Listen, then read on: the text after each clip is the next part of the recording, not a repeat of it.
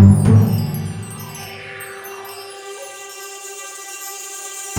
relentless noon sun blazed upon a vast expanse of rolling sand dunes. Screams and anguished cries were punctuated or drowned out by the occasional thunderous roar of magic or otherworldly beings. Two kingdoms were engaged in a fierce battle for supremacy. On this unforgiving landscape, the kingdom of Alma, donned in their thick plate armor, had invaded the small tribal kingdom of Dravia. They coveted Dravia's rare resources and their prosperous trade cities. A Dravian tribesman of Isla Bal had spotted the convoy of Almond soldiers. He had managed to rally his clan and one other, Islamar, to slow down the Almond march. They used hit-and-run tactics, but as the Almonds made their way across the massive sandfields, the clans no longer had the cover to maintain their strategy. They were forced to wait for the other clans, as the Almonds drew ever closer to their capital city. As the 12 tribes of Dravia and the capital city's army moved to join the battle, the tribes that were already there had a tough choice to make. Do they retreat to the capital, or do they challenge the Almonds, outnumbered, in an environment wholly their own? They decided on the latter. To even the odds, they devoted their clan's wishes to summoning abominations from other realms, that they could only control for a brief time. They would send these grotesque creatures charging at the Almond line with reckless abandon. They would slaughter whoever was unfortunate enough to be near them before being put down. As more and more of the clans showed up, the battle shifted into an all-out war. A plethora of impromptu tents punctuated the battlefield's periphery. On one side of this tumultuous tableau, with tents of various colors, the Dravians stood united for the first time in decades.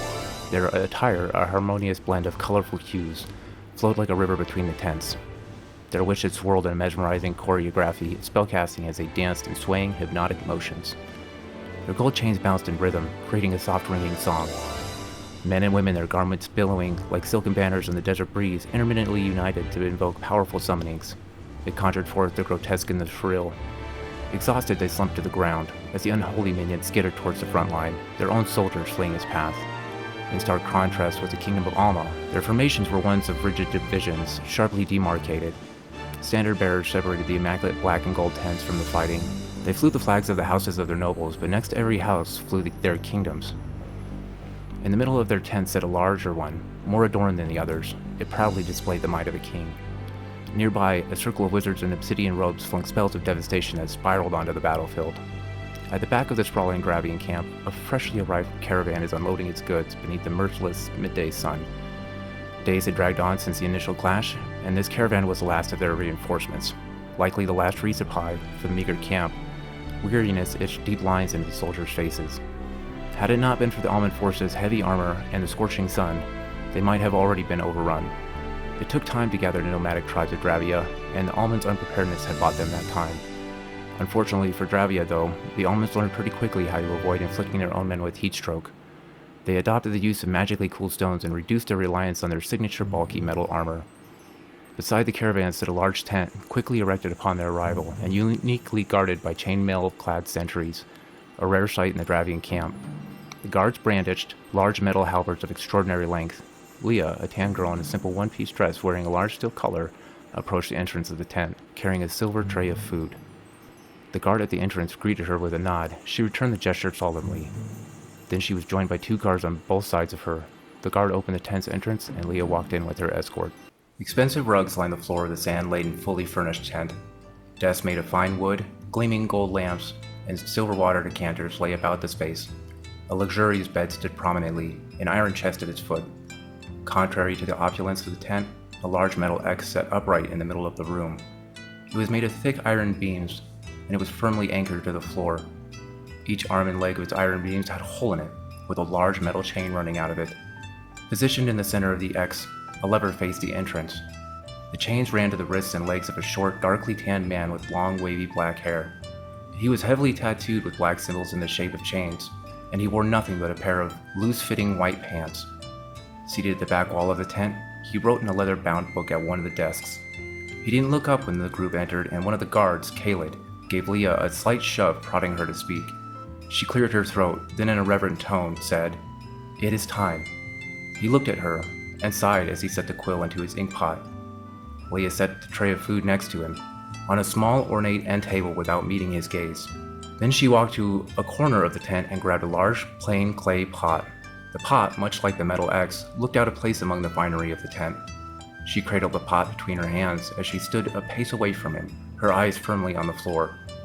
"You should eat while you can, Godwolf," she said in a whisper. The heavily tattooed man grabbed a grape from the silver tray. He spun it as he looked it over. "Have you?" he replied quietly. Her eyes darted to meet his, a brief sneer flashing across her face, before they returned to the floor. "Yes, Godwolf, of course I have. But I am hardly the one who needs their strength," she said sternly. He smiled, but it didn't touch his eyes. "Let's just get on with it," he said. Caled grunted in surprise, but despite it, he moved up to the lever on the X. A shocked look slipped across Leah's face as she looked up at Wolf's, but after meeting his cold, dead gaze, she nodded and fetched a silver water decanter. She poured it into the clay pot and mixed it as he stood up from the writing desk, the thick iron chains jingling as he moved. He approached the metal X, aligning his arms and feet with its structure. Leah finished mixing the pot, and as she grabbed a large paintbrush, she nodded to the guard. "Sorry about this, Godwolf," Caled said, a tinge of remorse touching his voice. Wolf met the guard's eyes and nodded. "Trust me, I understand," he replied firmly. Caled pulled the lever. A hurried, horrendously loud clicking sound reverberated throughout the tent as the loose chain links were pulled into the X. Wolf let out an involuntary yelp as he was pulled with the links into the X with a sickening metallic crunch. Born a slave and christened with the name Wolf in the unforgiving fighting pits, his life had been one of hardship mixed with brutality. However, when his latent ender powers had finally manifested, he had been elevated to a status akin to that of a god among his people. Now, he wore chains of a different kind. He found them all to be the same. The chains of slavery, the chains on a fighter in the pit, the chains tattooed across the skin that marked him as an ender, the iron chains on his arms now. Leah grabbed the large clay pot and set it next to the bound wolf. Then she grabbed the chair he had been sitting in. She sat behind him, dipped the brush into the pot, and began to sweep it gently across his back, starting from his left shoulder. The dark ink she used covered his tattoos, sometimes tracing them, but mostly making large circular designs. She finished his back quickly despite her tender touch, and Caled released the lever. Wolf let out a deep breath as if he had been underwater. He turned himself over to face Leah in the chair. She nodded in approval, and the guard pulled the lever again. Once again, he is pulled into the X, and the breath is knocked out of him as he is lifted off the ground. Leah waited a moment, and then began the process again, careful not to look him in the face. He made an effort to stare straight ahead as he let his mind wander. The intricate tattoos that marked him as an ender spread across his body from his left shoulder when he used his power. The more power he used, the more it spread. He knew the legends. When the tattoo spread all the way across his body, that would be it. His life would be forfeit to those very same powers. Against the backdrop of sweeping sand dunes and makeshift tents, the camp was abuzz with a sense of urgency. The distant echoes of battle, clashes still against still, the anguished cries of wounded warriors served as a constant reminder of what was at stake, and the harrowing conflict that raged out there, beyond this tent. Leah stood, her task done. Caled released the lever again, freeing Wolf. The other guard who walked in with Leah left, and Caled moved back to the tent's entrance. Wolf walked to the other side of the X, towards the entrance, and he put his arms out to his sides, posing in a cross. Leah grabbed a vest lined with tiny steel rings and slung it over him, guiding his hands through the armholes. He didn't seem to feel her touch.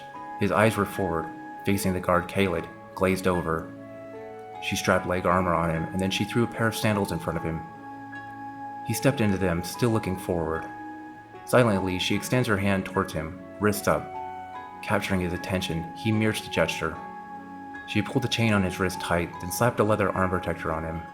Then she did the same for the other. He continued to stare straight ahead, his arms held forward, wrists up, as Leah pulled his long black hair back and began braiding it with leather and gold. When she was done, she pulled a full metal face mask from the iron chest. It was a plain thing, undecorated, with 2 leather bands that crisscrossed on the back. She put it on him with all the respect one does a king with his crown. After putting the mask on him, Leah stepped to his right side and turned to face the entrance with him, her hands clasped in front of her. Caled opened the tent's entrance and motioned to the guard outside. A moment later, a man walked in dressed in fine white and red robes made of silk. He wore a golden mask in much the same fashion as the one Wolf wore, but jewels lined that golden crest. His armor, too, was akin to Wolf's with the added exception of gold and jewels. He's accompanied by the guard who previously left. The man with the golden mask nodded at Leah, then at Caled. They both bowed and left without a word spoken. He looked Wolf up and down, appraising him, as Wolf stood with his wrist out. "Can you do this?" he said to Wolf, looking him in the eyes. He didn't respond. "I suppose it doesn't really matter if you can," the man in the golden mask said dryly. He reached into his robes, producing a leather pouch from around his neck. He pulled a large golden key from it and pulled Wolf's wrists roughly towards him. He slapped the key into the iron rings and unlocked them. Then he got on his knees and unlocked Wolf's ankles. Still on his knees, he looked up at Wolf and said in a hushed reverence, "Do what you always do. Protect your people."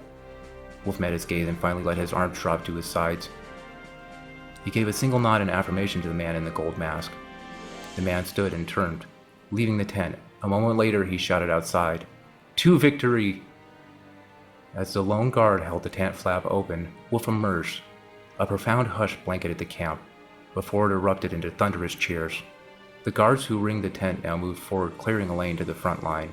A group of Dravia witches started running down the line of guards, screaming, singing, and dancing their way through the onlookers. Wolf didn't need the legends to tell him what he already knew was coming. He didn't mourn his short, tragic life. In a way, he had already lived multiple lives. He was worried for them, though. Despite the adulation he received, he remained a captive in many ways. Today, those chains would be wielded as a weapon. With a determined resolve, Wolf took his first step towards the battlefield. Leah's role in the camp was that of his servant, a position that had brought her into Wolf's life in a unique way. She cared for him, but it was a care born out of necessity rather than affection. Her interactions with Wolf were marked by an unspoken understanding, a bond formed in their shared crucible of an existence. In the beginning, when she had first been assigned to serve the Ender known as Wolf, fear had been her constant companion. His reputation as a fierce warrior had preceded him, and the stories of his brutality in the fighting pit had sent shivers down her spine. But as days turned into weeks and weeks into months, she discovered a different side of the bestial man. He had saved her from the cruel lash of a whip when clumsiness had earned her the wrath of their masters. He had offered her food when her stomach had growled in hunger. She knew better than to mistake these acts of kindness for friendship. Her loyalty to Wolf was a pragmatic one, driven by the survival instincts that had served her well in the unforgiving desert. In this world, trust was a rare, precious commodity, and she had learned to rely on herself above all else. As she watched Wolf head to the battle, her heart heavy with a sense of foreboding, Leah couldn't help but wonder about the man behind the chains. What secrets did he hold? What memories lurked within the depths of his tattooed skin? The brighter symbol that had adorned his left shoulder, when she was near it, seemed to pulse with a life of its own, a testament to the mysteries that surrounded the Enders. The Dravian witches ahead of Wolf started chanting in harmony. Their dances began to synchronize, swaying in time to each other in an undulating wave, while Wolf slowly trailed behind them. As they reached the front line, a crack like that of a nearby lightning strike tore from the witches' direction, and they lifted their hands towards the sky. The midday sun seemed to intensify at the direction of their outstretched palms, and unearthly spiritual trumpets blared. The Dravian soldiers, upon hearing the trumpets, parted, leaving an opening onto the field of death. The witches filled the gap immediately, and began sprinting towards their enemy. Wolf followed at a slow jog after them. The witches in the back of the group began to fall, exhausted, leaving only the two in the front remaining. When the two of them were about 10 feet away from the first almond, they held up their hands and let out an unnatural, guttural scream as a massive ball of greasy orange fire rolled away from their outstretched hands. After rolling another 10 feet, it dissipated in a screen of smoke. The two witches collapsed immediately, all of their energy, all of the group's energy spent on that one attack. Wolf didn't waste the opening as he followed the murder's ball into the almond front line. His leather arm protectors sizzled and popped until they exploded in a miniature fireball of their own.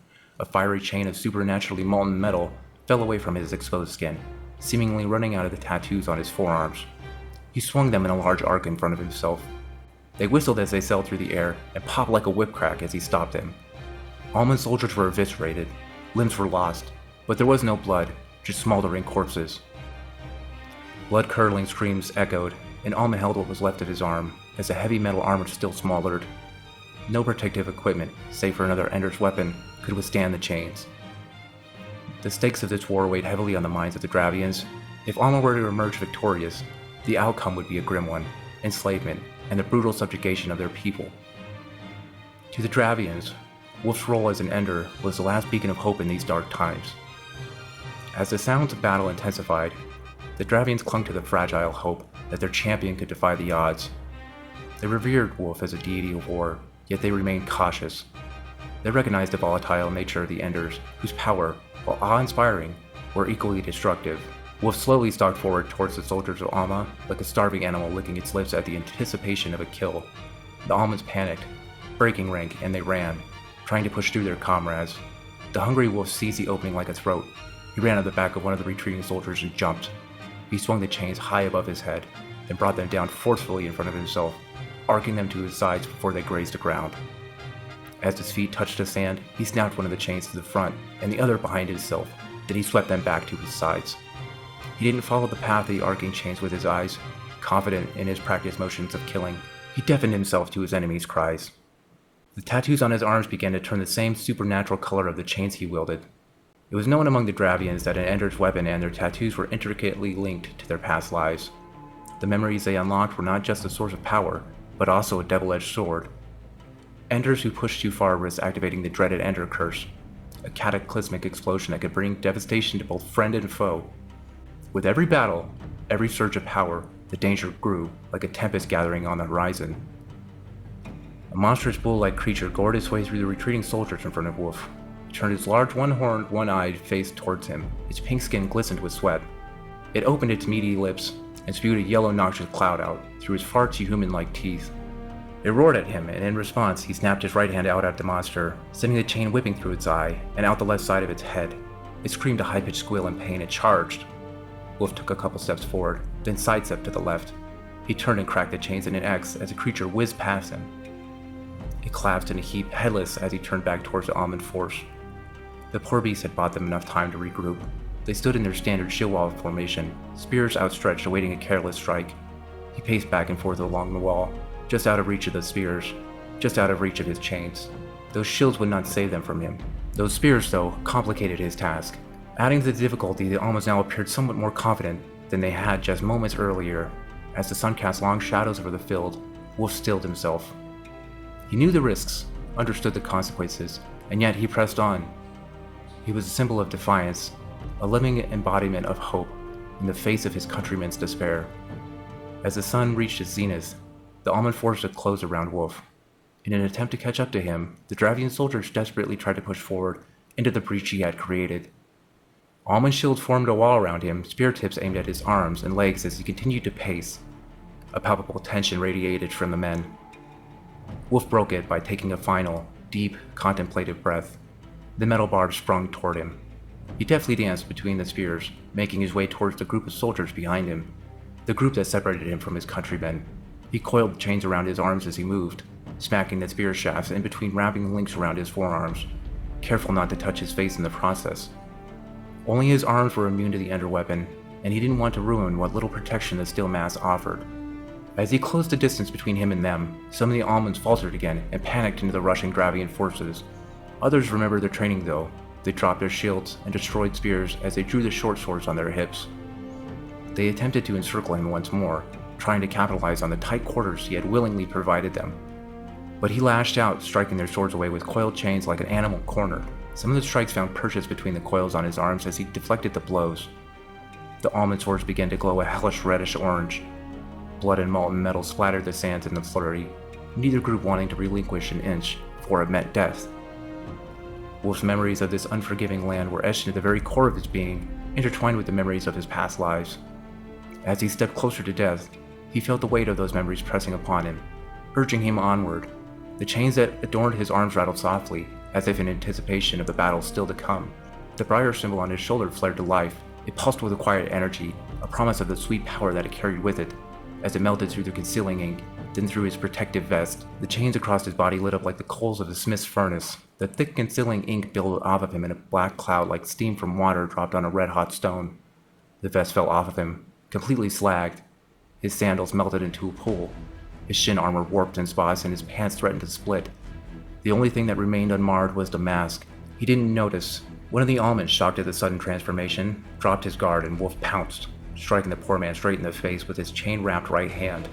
He averted his eyes as he pulled his hand back as fast as he could. It came free easily with a sickening plop noise. He used the opportunity to try and shake the coiled chains loose on that arm as he relaxed his grip on the chain. The almonds took a second to decide if this fight was one they needed, as the scrambling Dravians closed on their flank. Wolf knew he didn't have a choice but to press them now, before he took a spear to the back. He lashed his right arm out, freeing the chain. It spun in a spiral in front of his outstretched palm. He swept it sideways, cutting down 2 of the 3 men to his right. The 3 to his left acted as if they would strike out, but he raised his left hand defensively, and they balked. The surviving man on his right didn't wait. He dipped under the chain and sprung forward like a snake, his short sword clenched tight in a thrust. Woof, his attention divided, dodged a blow a little too late. The sharpened metal skimmed across the exposed surface of his ribcage, leaving a profuse gash. Wolf growled and dropped his arm, hitting the man on the crown of his head with his elbow, making him stumble forward onto his knees. A sharp pain raced through his right arm as the sensation of knocking his elbow against a metal helm traced its way up. He shook his left hand free of the coils as he turned in place, lifting and spinning the chain on his right arm. One of the men, still standing off to his right now, let out a shrill cry, and he threw the short sword at Wolf, who blocked it deftly with his left arm. The man didn't wait to see if the sword made contact before he turned and ran towards the almond camp. Wolf ceased spinning the chain, allowing its momentum to ensnare the fleeing soldier. He screamed in pain as the chain seared everything it touched, melting through flesh and metal alike. The scream was silenced quickly as Wolf pulled the chain tight. The group of almonds that had been pressing his back watched as the man fell apart, unable to do anything for him. They stopped abruptly, queasy at the sight. Wolf understood the feeling. He was sick with the visceral horror of it all once before, a lifetime ago. He had seen the image play out 1,000 times through dozens of different eyes now. The 3 remaining almonds, now behind him, were swallowed by the pitched Dravian soldiers as they converged on Wolf. The cacophony of war echoed through the desert, a restless chaos that gripped him like a siren song. Each step he took brought him closer to the heart of the conflict. Amidst a sea of combatants, Wolf was a solitary figure, his chains and the briar symbol on his shoulder marking him with a radiant orange light. Lilandra, a young witch from the nomadic tribe of Isla Roar, watched the conflict unfold with a mixture of awe and trepidation. She watched from the back lines, recovering her strength, resting after her summons. Her keen eyes took in the intricate dance of combat, the interplay of strategy, and the chaos that defined this theater of war. She knew that the fate of nations hung in the balance, and the outcome of this day would reverberate through history like an echoing thunderclap. For Lilandra, this was not just a battle, it was a chance to test her abilities as a witch. Her lithe frame belied the immense power she possessed. The desert winds whispered secrets to her, and the very sand seemed to respond to her command. With a wave of her hand, she could call forth the elements, shaping them into deadly weapons or protective barriers. She was the strongest of her tribe, but she knew she wasn't the strongest witch of this wartime conclave. She was eager to test her skills against the ones in Alma who called themselves mages, a sacred title among Dravia. To them, it meant those who mastered the elements. As she observed Wolf, her eyes narrowed with a mix of curiosity and disgust. She had heard tales of his prowess, the legendary Ender who had risen from the pits to become a living symbol. She also knew the risks that came with such power, the temptation to push too far, to unleash the full force of one's abilities. Right now, he looked like a dog who had slipped their leash. The battle raged, an unyielding tempest of violence and desperation. With each passing moment, the sand shifted, and the outcome remained uncertain. Wolf, his chains in motion, wove a lethal tapestry of strikes and counterattacks. His movements were at first a delicate balance between restraint and carelessness. Now, exhaustion setting in, his movements were slowed. He erratically pushed deeper into the enemy line. As the sun cast long looming shadows on the horizon, the Ender lit up like a beacon, drawing the eyes of friend and foe, as he crashed once again into the almond line. Lilandra watched horrified. Is he insane? Does he want to die? She said in a disgruntled whisper as she pulled her long black hair back. She donned her mystic's veil, covering her face in a colorful purple shawl, the color of her tribe, Isla Roar. She took a couple of deep breaths, hoping that her strength had returned. Then she stood. Amidst the chaos, a sense of anticipation hung in the air. Marcus Valoris, a royal guard for Solomon, the king of Alma, was a man of imposing build and dense, lean muscle. His armor adorned with intricate gold filigree and the symbols of Alma. He watched the unfolding battle with a growing mix of frustration and respect for the Dravian champion. Solomon's presence on the battlefield was unmistakable as he and his gold-clad guard pushed their way to the front line. He led the Almond forces with the authority of a king and the ferocity of an Ender, his fiery sword and shield lighting up the night as he carved his way towards Wolf. His people revered him for the prosperity he had brought to Alma, despite how the kingdom typically felt about Enders. But in this moment, he was a warrior first and foremost, the conqueror king. He took his throne, then the neighboring nation, and then that title. The clash of Wolf and Solomon was inevitable. Their eyes were pulled to each other's silhouettes, highlighted by their unearthly weapons. Men, with me, "To victory!" shouted the king of Alma. "My lord, are you sure this is a wise idea?" shouted Marcus to his king, trying to pierce the din of battle.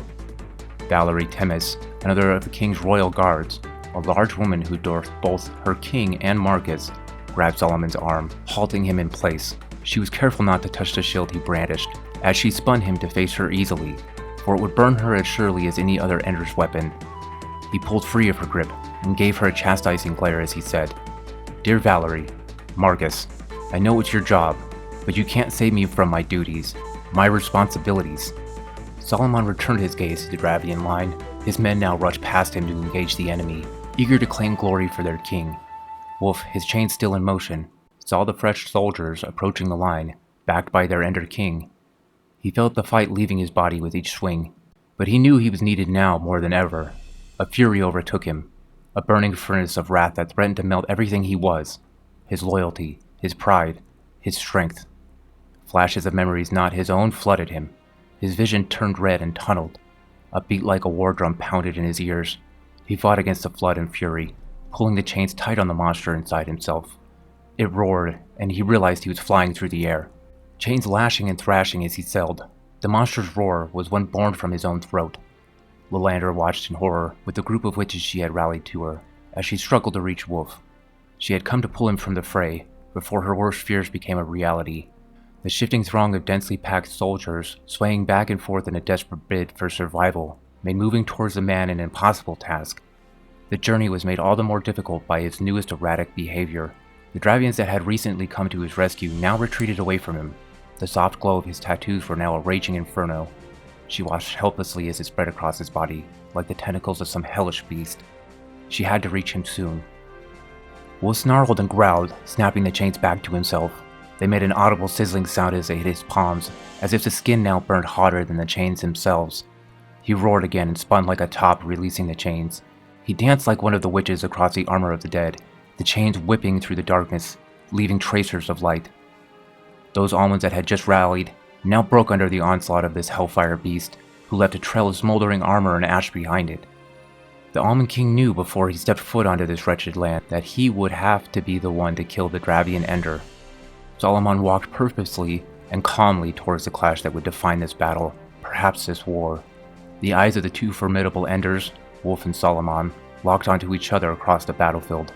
It was a moment of silent acknowledgement, a recognition of destiny's call. Both champions were bound by their abilities, their roles as warriors, and the weight of their respective nations. Solomon's armor gleamed in the harsh light cast by his Ender weapons.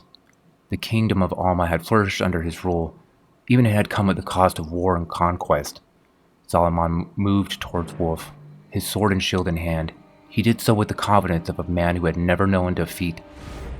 He was a king in both title and action, and his very presence on the battlefield inspired his troops. His gold-clad guard moved in tandem with their king. Wolf, on the other hand, was defiance, a living embodiment of hope. His chains whirled through the air as he continued his reckless dance forward until none but Solomon and his guard stood before him. Solomon recognized Wolf for what he was, a relentless predator, one that had been backed into a corner. Cuts and gashes marred the Ender's body. A broken arrow protruded from the man's unarmored shoulder. The mask he wore was stained with blood. Deep scratches cratered its surface. He gave Solomon a malevolent, smoldering glare, filled with the promise of violence. Solomon understood why his men had fled. There would be no punishments later. He waved his guard away as he approached. They would pose more a hindrance than help for this fight. As Wolf and Solomon closed the distance between them, the battlefield seemed to hold its breath, as if nature itself recognized the significance of this encounter. Solomon raised his sword, its blade gleaming like a shard of sunlight. Wolf tightened his grip on the chains as he took 2 drunken steps before jumping at Solomon with a snarl. Solomon took the blow from the twisting chain easily with his shield, parrying the other with his sword. The clash of the 2 weapons reverberated through the desert, a symphony. Each meeting of the weapon came with a loud ringing noise, like that of a tuning fork. A chorus of echoes greeted them back. The battlefield had fallen still, the screams of war silent among the melody. It was as if the weapons were meant for this, to meet each other in battle. Perhaps every eye had been drawn to the 2 warriors, or perhaps the unnaturally beautiful sound simply drowned the noise out. Either way, this was one of the things Lilandra had feared most. Within the momentary stillness, she saw an opening through the crowd. She shoved through her own allies. Her small coven snapped out of their reverie, her movements waking those around her. The fight seemed to come roaring back to life with a sudden scream. Solomon's shield became a bulwark against Wolf's relentless assault. Each strike, each swing of the chains, was met with an unwavering defense. As the duel continued, both warriors burned with an intensity. The air around them shimmered like the heat off a midday dune. Sweat dripped down their brows and puffed away in an instant. Neither of the men seemed to notice, focused as they were on killing the other. Solomon knew time was on his side as he watched Wolf fumble, barely able to dodge a blow from his short sword in time. But he also knew the sickly sweet temptation of the inner power, how it always wanted more, how you wanted to give it more, to delve deeper into it, to feel those memories, that power, course through you. A desperate man might just do that, ending both their lives and his aspirations. He had to end this quickly, before that could happen. Each strike, each parry, Solomon the king of Alma defended with a proficiency born of years of training and experience. His red-hot kite shield, which had become the new emblem of his kingdom, held firm against Wolf's furious attacks. With each swing of his sword, he sought to breach Wolf's defenses, to exploit any weakness in the Dravian champion's assault. Wolf, on the other hand, fought with a wavering resolve. The chains that adorned his arms whirled through the air with lagging precision, each strike probing Solomon's defenses. He tried to end the duel while slipping in and out of control. A slave again, this time to the memories. His body moved on its own to the practiced motions in his head. He felt like he was falling into the molten core of himself. Marcus watched the battle unfold. He knew the stakes were high, and the outcome of this duel would determine the course of the conflict. His loyalty to Solomon ran deep, and he respected him for his unwavering courage, but he couldn't help but believe his king was risking too much. Valerie stood by, her large and muscular frame an imposing figure among the guard. She too admired Solomon, even if he angered her at times. The man didn't have the disposition of a king or a general in times like these. He would rather risk his life on the front line. She watched the duel like a hawk, hoping she wouldn't have to interject, but prepared to do so if she saw her king begin to lose. With each passing moment, the outcome became more certain. The battlefield was a cauldron of chaos and violence, enderlight thrashing about like a wildfire. The sun had long since faded to shadows, but from across the battlefield, Wolf shone like it, his tattoo burning blindingly. The chains, spreading, seemed to pulse with anticipation. Wolf bashed against the shield trying to overpower Solomon. Solomon pulled himself behind it, putting his weight into it as he pushed forward with a roar. Wolf slapped the sand at the Almond King's feet with his chains, forcing Solomon back into a defensive position. He bounced on his heels a few steps back from Solomon. The chains fell limp to his sides as he stopped his dance of death. A brief moment of clarity had come to him, and he seized it. The Almond King watched Wolf, expecting a sudden return to battle. The burning chain-link tattoos couldn't hide the dried blood, sweat, and caked dirt that coated the champion's skin, nor could it hide his ragged breast. His arms hung limp at his side, shaking with exhaustion. If this was a trick, Solomon did not intend to fall for it. He waited patiently. Wolf, with a loud sigh, walked forward slowly, his legs unsteady. He gripped his chains in his hands again, tightly. Then he charged Solomon, swinging the chain in his right hand in a downward arc. Solomon blocked the chain easily with the shield in his left hand. Wolf swung the chain in his left hand horizontally. Solomon parried it with the sword. Then he spun the short sword, wrapping the chain around it. Solomon jabbed the tangled sword into the ground, pinning the chain. He didn't release the sword's handle as he lifted the shield, anticipating a strike. Wolf pulled on the chain, but it didn't budge under the weight of Solomon's sword. He thought to strike with his right hand, but he saw Solomon's shield raised, and he knew the strike would never reach him. So he charged instead, wrapping the chain around his arm as he ran. Solomon was surprised he would charge. When he stepped within 5 feet of Solomon, he released the sword handle, freeing the chain as the sword whooshed from existence. He shifted his position and swung the shield horizontally in front of him. Wolf, off balance by Solomon's sudden shift, tried to dip below it. He slid across the sand, his legs parted trying to get as low as possible. His neck craned as the strike slid across the right side of the mask. The leather strap snapped, and it fell off as the shield sliced off Wolf's right ear. Wolf, off balance and in pain, with no leverage, swung the coiled chain on his right hand into Solomon's chest. The The swing had no power behind it, but it still made Solomon stumble backwards a step, melting a hole in his armor. Gritting, Solomon swung his right hand out at Wolf, and the short sword flashed back into it. Wolf rolled backwards, away from the blade, snapping the chain in his left hand up weakly in defense. Solomon beat the chain away with the sword, then he put the shield down and charged. Wolf tried to roll onto his feet, but his tired legs were uncooperative. He managed to find his feet just as Solomon reached him, lifting his right hand still coiled in the chain up in defense. Solomon slammed into him with the shield, pushing Wolf backwards. Wolf tried to push back with his right arm, as the superheated shield blistered the arm underneath the chains, but Solomon had too much weight and power behind the shield. Solomon lifted the sword in his right hand up, leveling it with Wolf's neck over the shield. Wolf saw the strike coming the moment before he struck, and he caught the sword with the chain in his left hand, catching it between the links, pinning it. Solomon tried to muscle the sword, and it inched forward. Wolf spun the chain in his left hand, tying the blade up further. He pulled tight, and the blade locked. Solomon saw the pointlessness of pushing the blade further, so instead he pushed the shield. Wolf desperately tried not to lose his balance, as he held the blade and pushed against the shield. Solomon began to pull the blade back, taking Wolf's chain with it. Wolf slipped and the shield suddenly hopped up, pressing against his face. The chains on his arm pressed against his chest. Wolf roared an ethereal howl of agony as the shield pressed into the right side of his face, momentarily catching his skin ablaze before melting it off with a horrific sizzle. His right eye made a terrible popping noise as it exploded under the heat. Lilandra watched the duel between Wolf and Solomon rage on as she struggled through the dense front line. The battlefield, an unforgiving expanse of dust, darkness, and shifting bodies stretched out before her. The fate of nations hung in the balance, and yet, her current opposition was only the darkness of the night and her fellow countrymen. She screamed, punched, and wriggled her way through the men, all while trying not to trip over them in the black. It sounded like she was having more luck than the witches that followed her, but she didn't dare turn to look. She was distracted enough watching the Enders fight in between shoving her way towards them. The desert winds whipped up the sand and gently whispered an unintelligible dimmer note. Lilandra realized the crowd had stilled once more, tension pinning them in place, and she looked up at the Enders once again, terrified of what she might see. The two men were locked in a vicious grapple, vying for supremacy, and she knew it was only a matter of time before Wolf slipped, trying to hold himself upright. Solomon pushed into him, and Wolf screamed in pain. A bright flare of light winked in and out of existence, as whatever part of Wolf had been touched momentarily burst into flames. Lilandra found herself screaming with him. Has this all been pointless? No. She wouldn't let it end like this, not before she even had a chance to really test herself.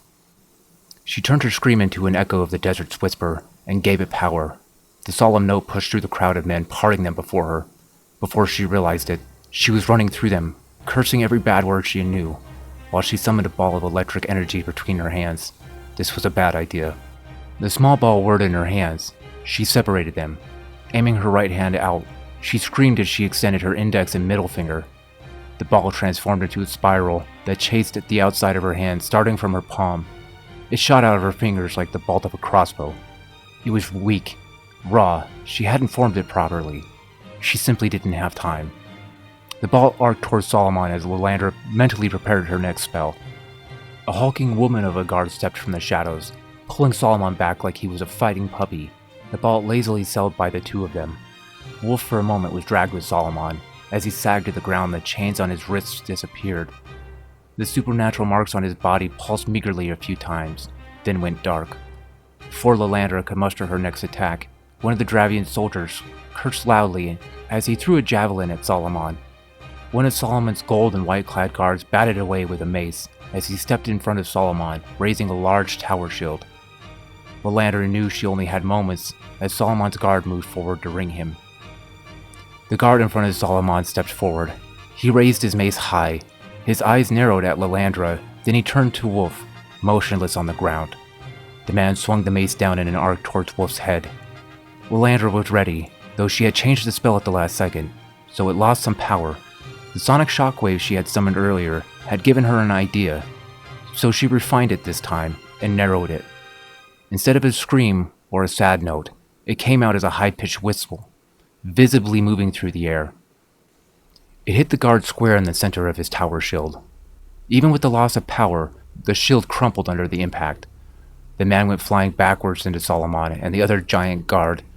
She had chosen the spell in hopes of not hurting Wolf more than he already was, if he was even alive still. She wasn't sure she had accomplished her goal. She moved forward trying to reach him, but another one of Solomon's guards rushed at her.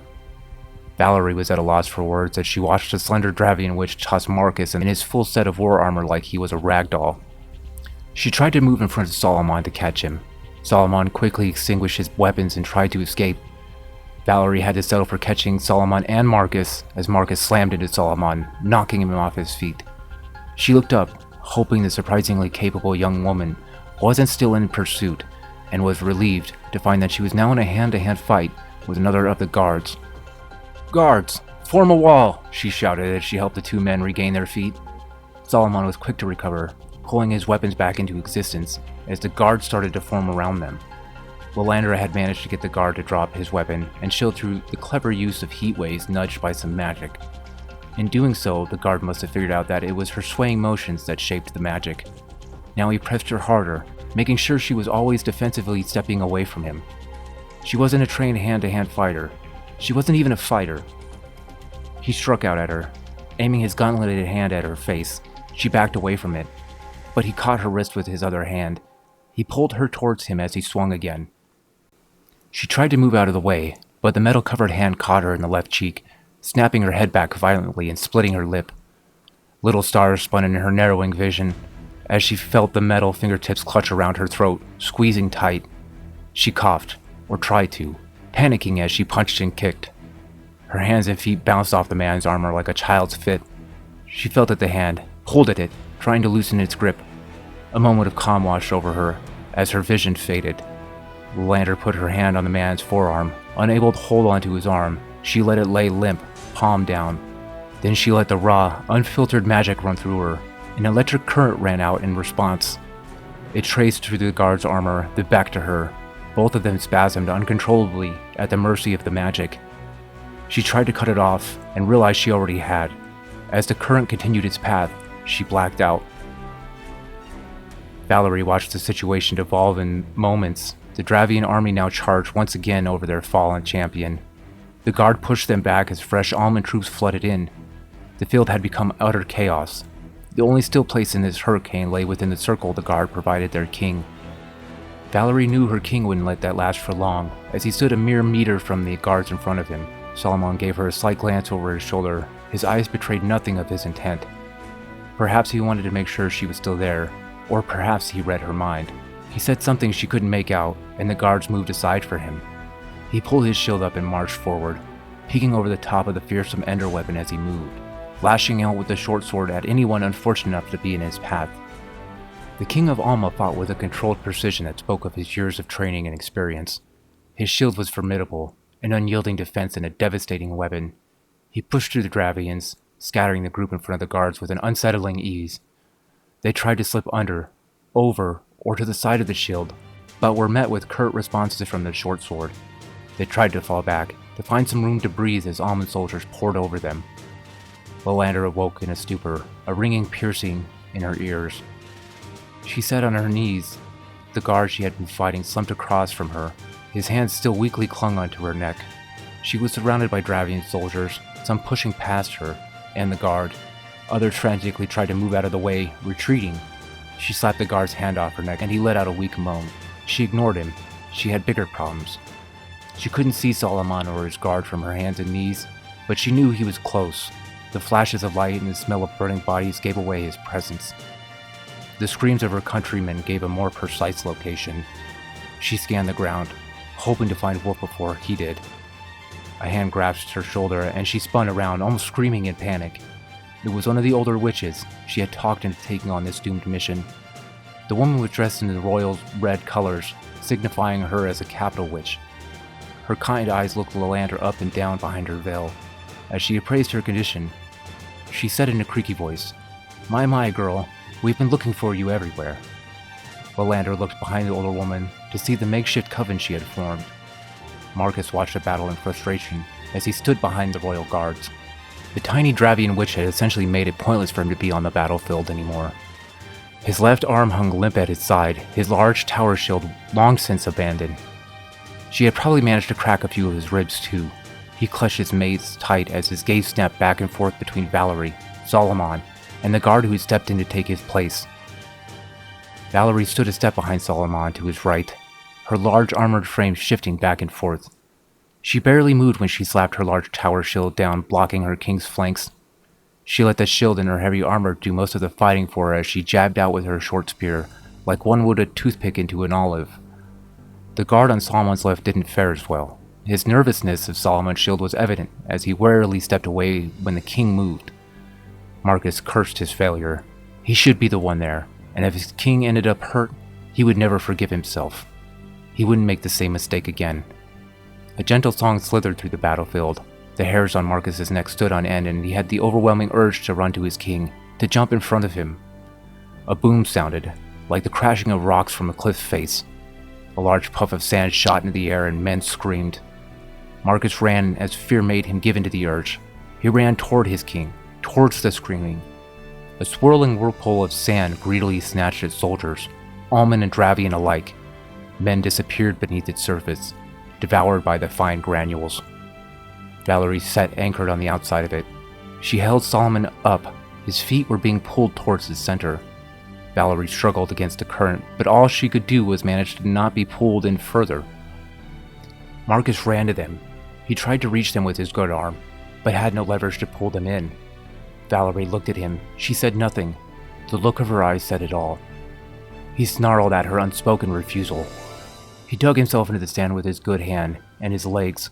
He stretched out his ruined arm. She grabbed it without hesitation, pulling her massive frame and Solomon forward. His arm popped and cracked. The arm stretched weirdly, and he wondered if it would be ripped off as he faded in and out of consciousness. He barely registered it when she let go of his arm as she stepped from the sandy pit. Dravian horns sounded, marking their retreat. Solomon watched them run into the darkness. As his men moved to pursue, he motioned to Valerie. She nodded, gave Marcus a consoling pat on the back, then pulled a horn from the bag on her waist. She sounded it, giving the signal to retreat. Even if we didn't gain any ground today, Solomon thought, this was surely a victory. Solomon sat at a large wooden table, in his lavish tent surrounded by utilitarian opulence. He preferred function over form for most occasions. He wouldn't even wear his gaudy gold and white royal armor if he had a choice. He was fine with the leather tunic of his youth, back when he was a simple farmer. But he knew that his station required a bit more pomp. He couldn't complain. He chose this long ago. When he awakened, he was just a child living in a remote almond farming village. He hid it from his family, knowing how almonds viewed Enders historically.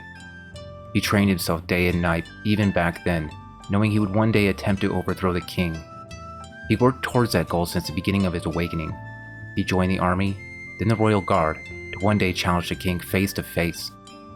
The Almond Kingdom wasn't his end goal, though. No, he wanted all of the eastern portion of the continent, to establish the biggest kingdom in history, a flourishing one that lasted hundreds of years, one that could become the center of trade and culture throughout the world. And an Ender would build it. He knew he didn't have much time to do that. Enders were famous for multiple things, one of which was their short lifespans and catastrophic deaths. Forced drafts, slavery, destroying cities, all of it was a small price to pay to accomplish that goal. Aside from that, for Enders, there was no heaven or hell. He snapped the book he was reading closed and set it on the table next to a stack of them. He was researching the chain tattoo, more specifically, an Ender named Thorn. He gleaned more from his stolen memories than he had from any of these books.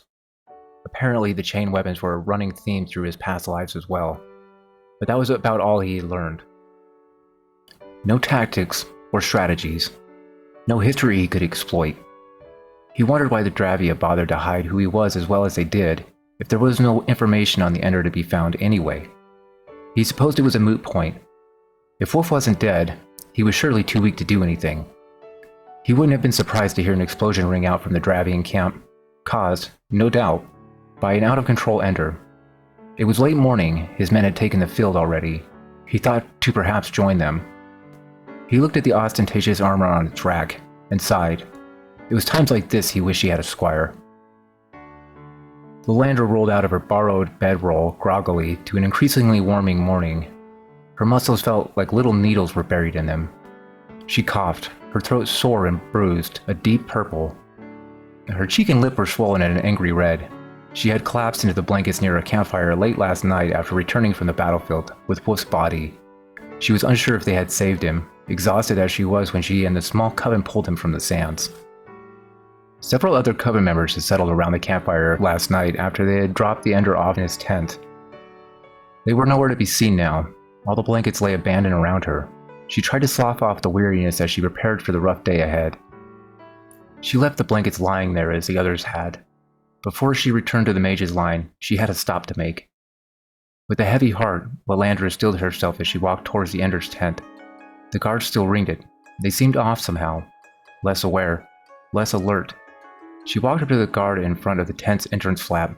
He looked at her, their eyes meeting briefly. He motioned her entirely. She had no recollection of the man, but she supposed they had met last night. A woman in her late 20s with short brown hair sat behind a large table.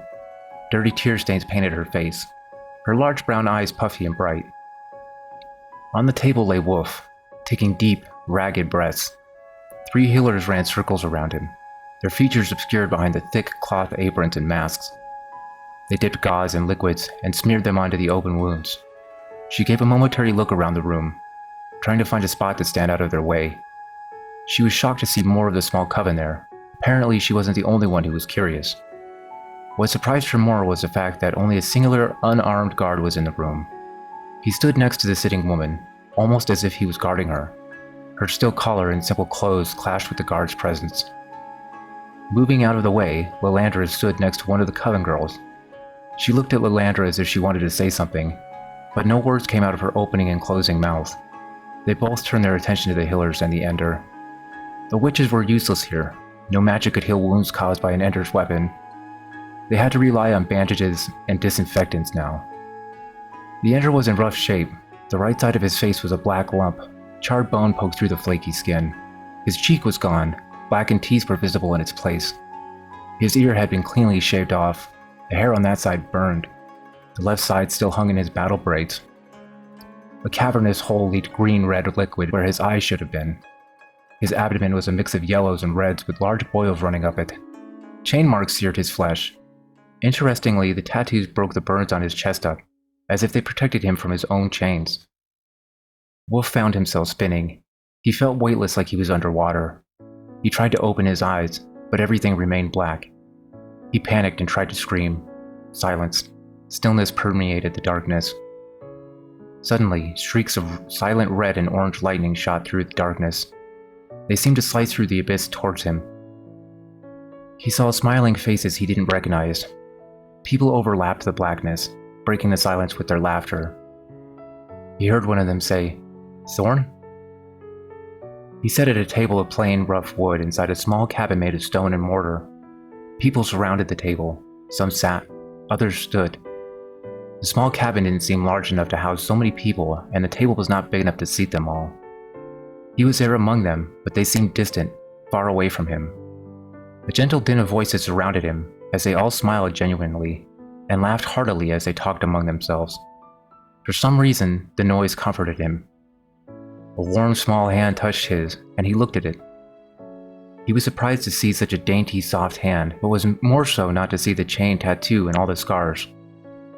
His small, dark, tan-skinned hand was now large, pale, and unblemished. He looked into the face of the one who had touched him. She was a small, delicate woman with fair skin and blonde hair. Her deep blue eyes looked into his questioningly, as she said again, "Thorn?" Memories ripped through him. Thorn was his name, but not his. It was given to him by his people, after. The memory slipped away and he saw the briar. For the first time in his life, Wolf saw the briar. He knew it existed on his left shoulder, but had never taken the time to look at it. He hadn't had a mirror in the fighting pits, and when he was taken to the capital, he would have rather spent his time learning what he wasn't able to before, namely, reading and writing. The twisting thorny vines wrapped around themselves. They began to glow an ember orange and tremble, slithering into a tighter knot.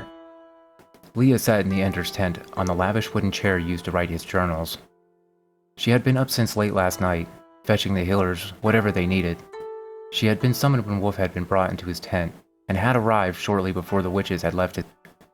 She had been the one to move the table, with the help of Caled, the guard standing next to her. They had been the ones to place Wolf's body upon it. They were the ones who put the steel chains that bound him to the X back on. Her mind wandered to things she tried to ignore, only for her mind to wander to another dreaded subject. Her fate was tied to this man, and she couldn't help but hate him at this moment, despite her worry over him. The healers rushed back and forth. This was the third set to have come in now. She tried to pay attention to them and their actions. Her tired mind wandered and had to be prodded to stay on task. She hadn't even noticed the members of the witches' coven standing in the shadows, out of the way of the healers. Wolf's tattoo pulsed, and the healers moved away from him with audible gasps. One of them almost ended up in Leah's lap as they stumbled away. Wolf shot awake, his tattoos lighting up for a brief moment, the chains on his wrists jingling as they rattled. He pulled against them for a second before coming to his senses. He looked around the room. His gaze met the healers. He said, "Out," to the healers in a curt tone. They didn't move, and he said it again, louder this time. They quickly moved to the exit, and Lalandra moved to follow them with the witches. Wolf stopped them with an outstretched hand. He said, "Sit," as he motioned to his chairs in bed. He motioned Leah over to him as he slid over to the edge of the table. She stood quickly, but walked over to him meekly. As she reached him, he motioned to his face and burnt abdomen and said, softly, "Can you bandage these?" She recoiled for a moment at the request, and nodded in acquiescence. He looked towards the guard and said, "Can you fetch Gold Mask for me?" The guard looked as if he would protest, but he left without a word. He looked next to Lalandra, his good eyes serious and somber. In obvious pain, he shifted his weight so he could face her. "I need your help," he said. He waited until Leah was done bandaging him. Then he asked her to get him some supplies, before he continued his conversation with Lalandra. Gold Mask entered the tent with a little fanfare. The way he carried himself spoke of a certain fear. Lalandra wondered if the priest thought the Ender meant to kill him as a last act of revenge for keeping him chained for the majority of his life. A tired guard and another from outside the tent entered with him. The tired guard now had a short scimitar strapped to his waist. Wolf eyed the man in the golden mask, his eyes slipping to Lalandra, then back to the man. She began to steal her hands in anticipation of casting a spell. Gold Mask stepped forward, towards Wolf. His guards followed, stepping next to her. "I have a plan," Wolf said bluntly. The man in the golden mask turned his head, questioningly. "Well, out with it then. I don't know how, even you, could salvage this," the man said sternly. Wolf nodded his bandaged head toward the guards flanking him. "I don't know if we should include everyone," he said. Gold Mask flicked his wrist, and the guards left the tent. He motioned to the witches, looking at their uncovered faces. "And them?" the man in the golden mask said. Wolf replied, "They are part of the plan." Khalid al-Khuri stood outside the tent's entrance, his palm resting on his short sword. He didn't think he would need it, but he kept his hand on it all the same, mainly to keep himself awake. Last night was restless and traumatic for Leah and him both. He hadn't managed to get any rest since he was rudely awakened. As the main guard who had kept Wolf imprisoned, he had grown to respect him despite their roles. It was a complex relationship, one born of necessity and forged in their circumstances. Khalid had a loyalty to his kingdom and his duty as a guard, but there was an unspoken understanding between the two of them. They both recognized the harsh realities of their world, the compromises they had to make to survive. In the midst of all the violence, Wolf had treated him with nothing but kindness. He knew that one day the Ender would die a horrible, violent death, but he had never expected to see the results firsthand. He couldn't help but wish he had the key to set him free, to scream at him to run, but a piece of him knew there would be no escape for the doomed man. Khalid saw Leah walking towards the tent. A big bag was slung over the woman's shoulder. She carried a large platter of food. When the Ender asked him to fetch Gold Mask, he thought that the man had meant to return to the battle. This confirmed it. Khalid met her at the tent flap. Their exchange was brief, their words laced with unspoken emotions. Gold Mask exited the tent. He said nothing as he drifted into the shadows of the camp, slinking back to his cabal of neophytes. Khalid watched the man leave. Perplexed at his exit, he neither gave Leah or him leave to enter the tent. He hesitated for a moment before pulling the flap open. A young witch greeted him by practically pulling him into the tent, her soft touch and delicate features at odds with the bruises on her face and neck. Something burned in her dark eyes that Caleb was unsure of. Conviction? No. Sadness, maybe.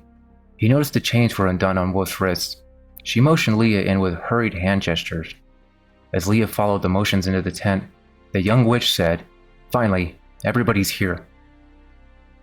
Wolf looked at Leah and said, "You have them?" The servant girl nodded once as she set the platter down. She slung the bag over her shoulder and handed it to him as she said, "Why do you need 3, God Wolf?"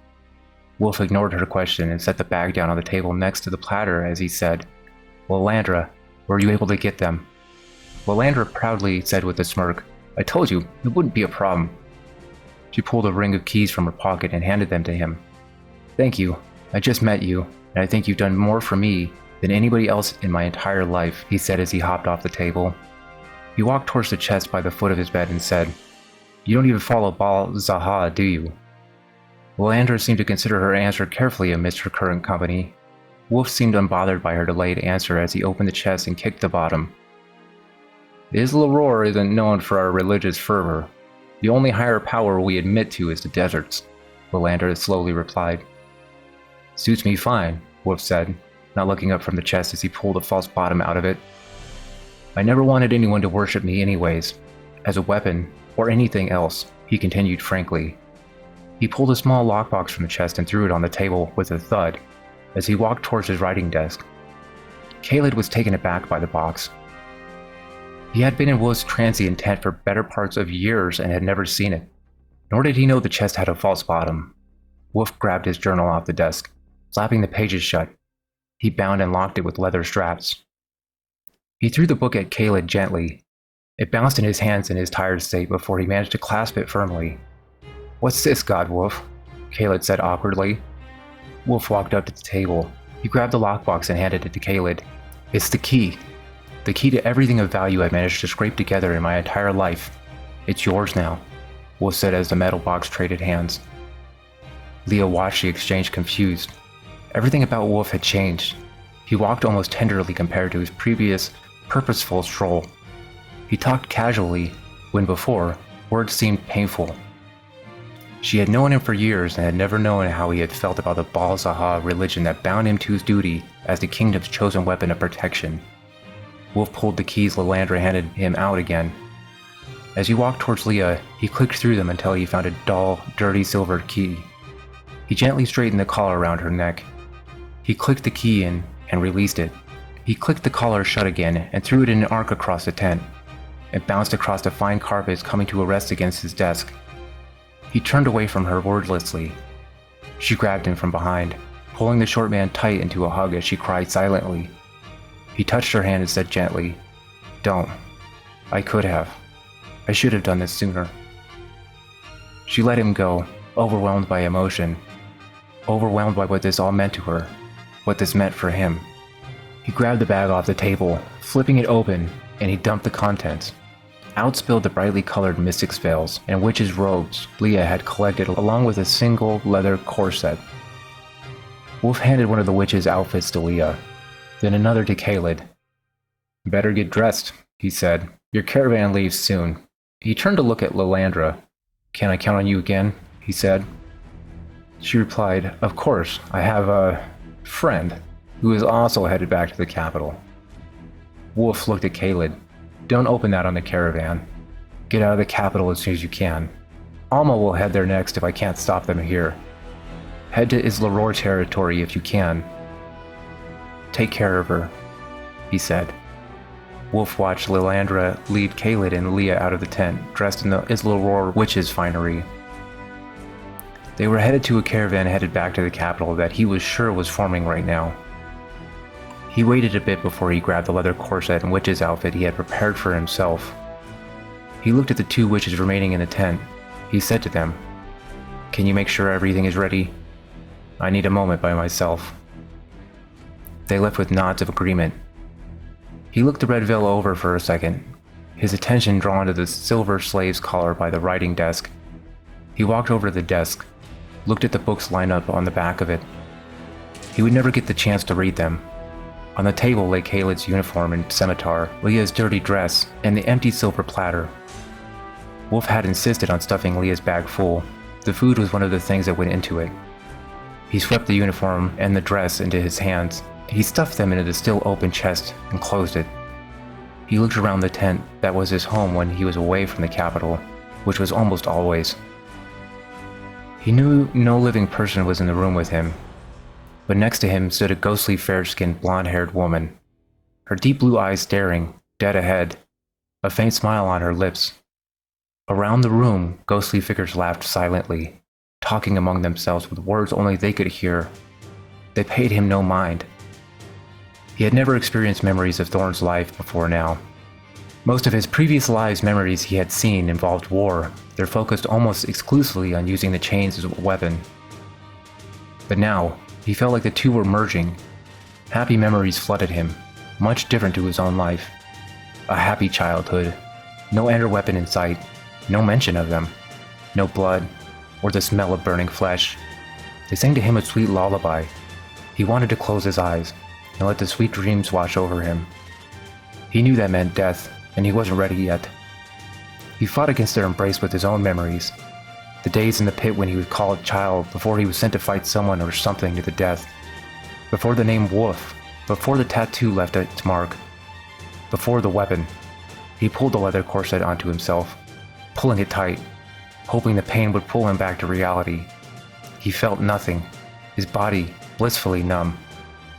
As Lilandra left the tent, she held the flap open for the guard and servant girl dressed in the vibrant purple that marked them as witches of Isla Roar. The mystic's veil covered their faces, leaving only their eyes exposed. The guards ringing the tent paid them no mind, to which she was thankful. She led them over to where Wolf had thought the caravan would be forming. She wasn't surprised to see that the Ender was right in his assumptions. Goldmask, upon hearing of the Ender's plan, formed the caravan quietly to evacuate. Lilandra saw the capital witches in their bright red clothing forming up next to a covered wagon. She had expected most of them to return to the capital on the caravan, but was surprised to see that all of them seemed to be there. She walked towards them, unsure which one was her friend. She heard the older woman giving orders before she saw her. Lilandra approached her, asking if her two young apprentices could travel with the witches. She was stubborn about it at first, but after some prodding, and Lilandra reminding her of their shared experience on the battlefield, she relented.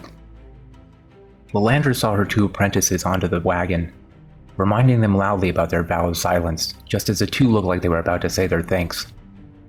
She hurried back to the Ender's tent, not sure how they could pull off his plan, but eager to be done with it. She returned to an unexpected sight. Goldmask stood in the shadows of a tent, opposite the Ender's tent entrance.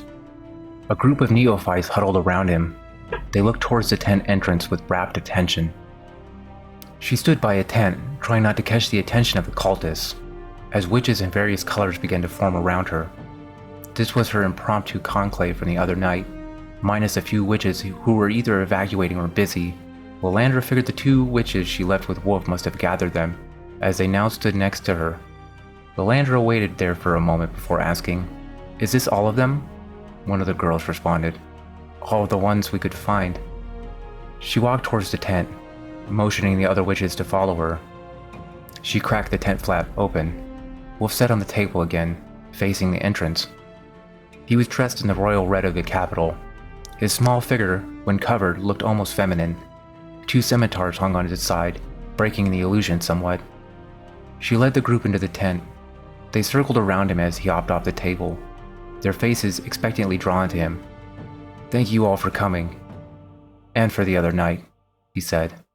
"I'm not sure what all of you have heard before you agreed to come here. I'm going to let Lilandra explain the plan.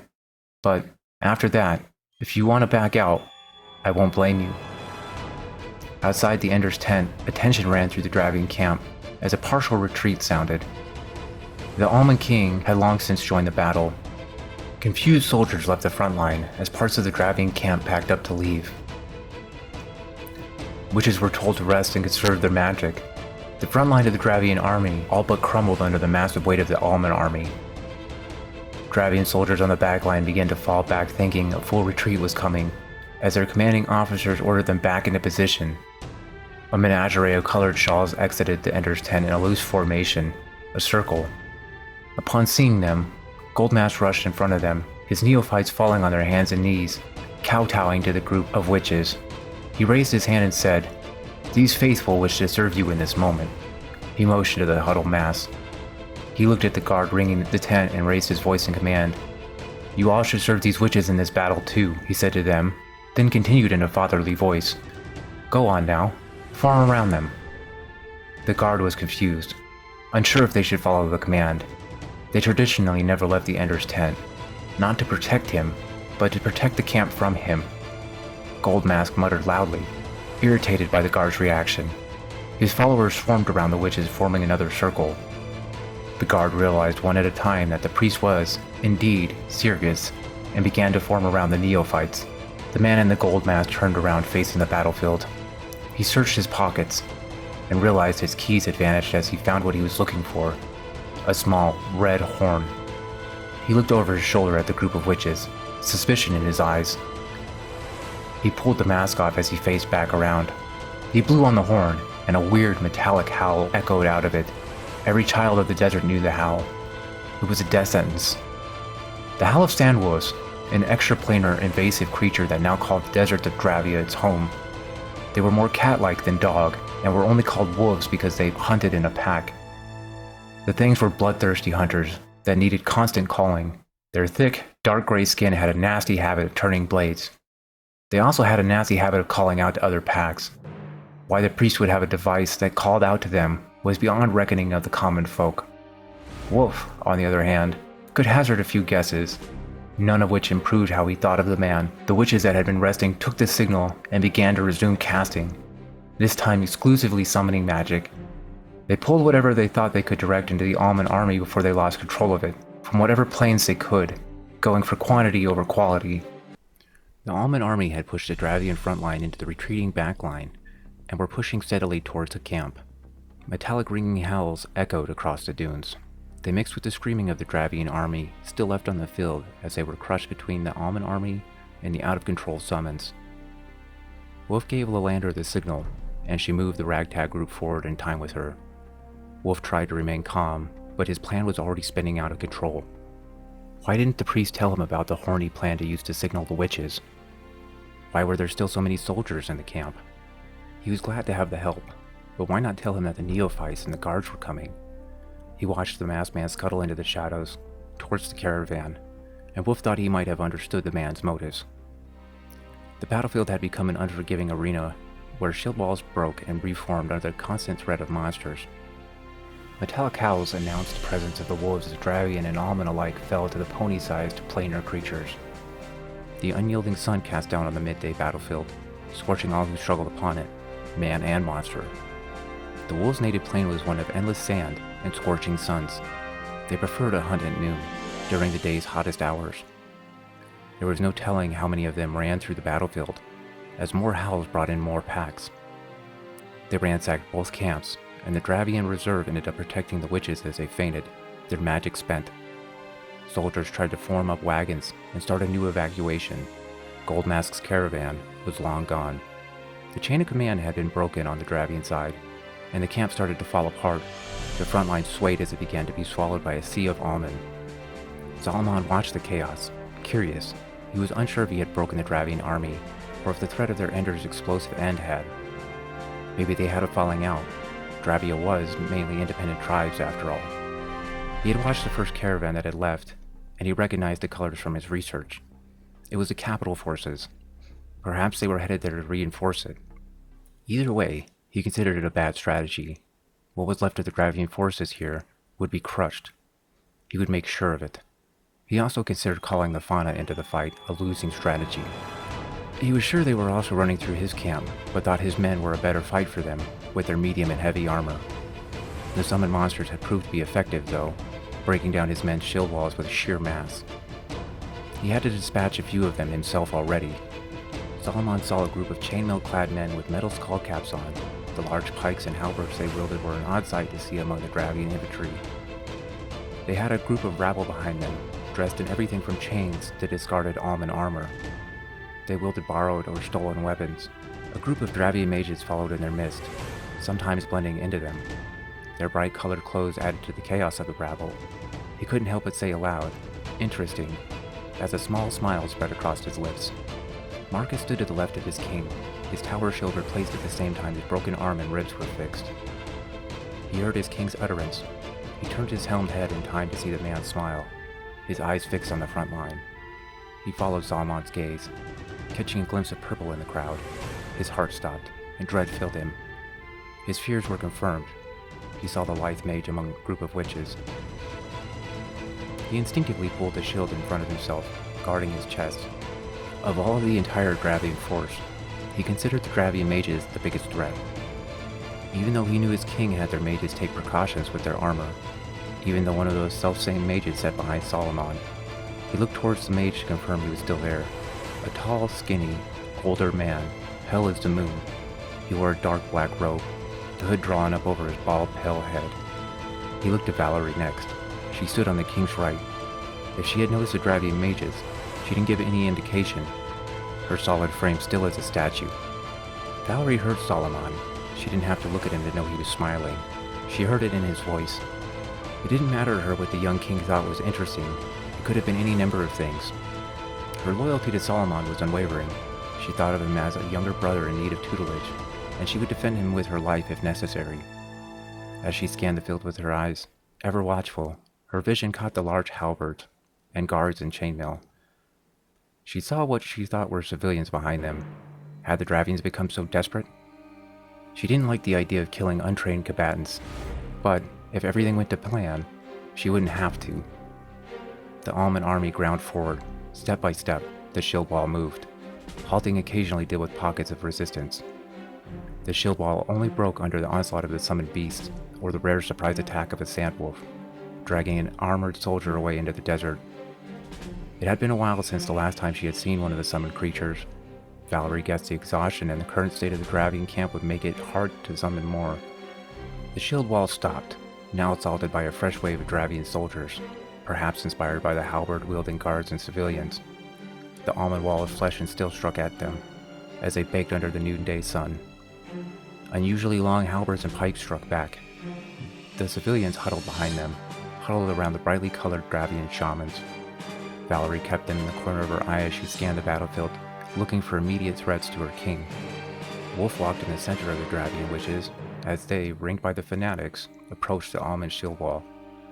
The Dravian backline command must have gotten some of their men under control, as they now charged alongside Wolf's tent guard.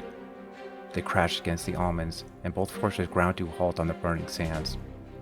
The neophytes milled about behind the guards, unsure what to do. The guards lashed out with their long weapons, exchanging blows with the almond line. Wolf, like most Dravians his age, was trained as a dervish, dual-wielding dancers of death, and while the fighting style worked against multiple opponents, it wasn't exactly effective against shield walls. He cursed his luck. If only they had been moments faster, they could have struck with the summoned beasts. He nervously pawned the scimitars on his hips as he looked around waiting for the next disaster to strike. He desperately wanted to protect the people around him, but his very own plan probably meant their death. A shrill cry answered his paranoia as one of the zealots was dragged away by an alien feline creature.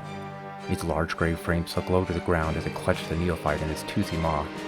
It pulled him through the mass of soldiers, avoiding them with ease, most unaware of it, the screaming man in his jaws the only clue of its presence. Wolf knew there was nothing he could do for him as the sandwolf disappeared into the crowd. The witches still ringed him.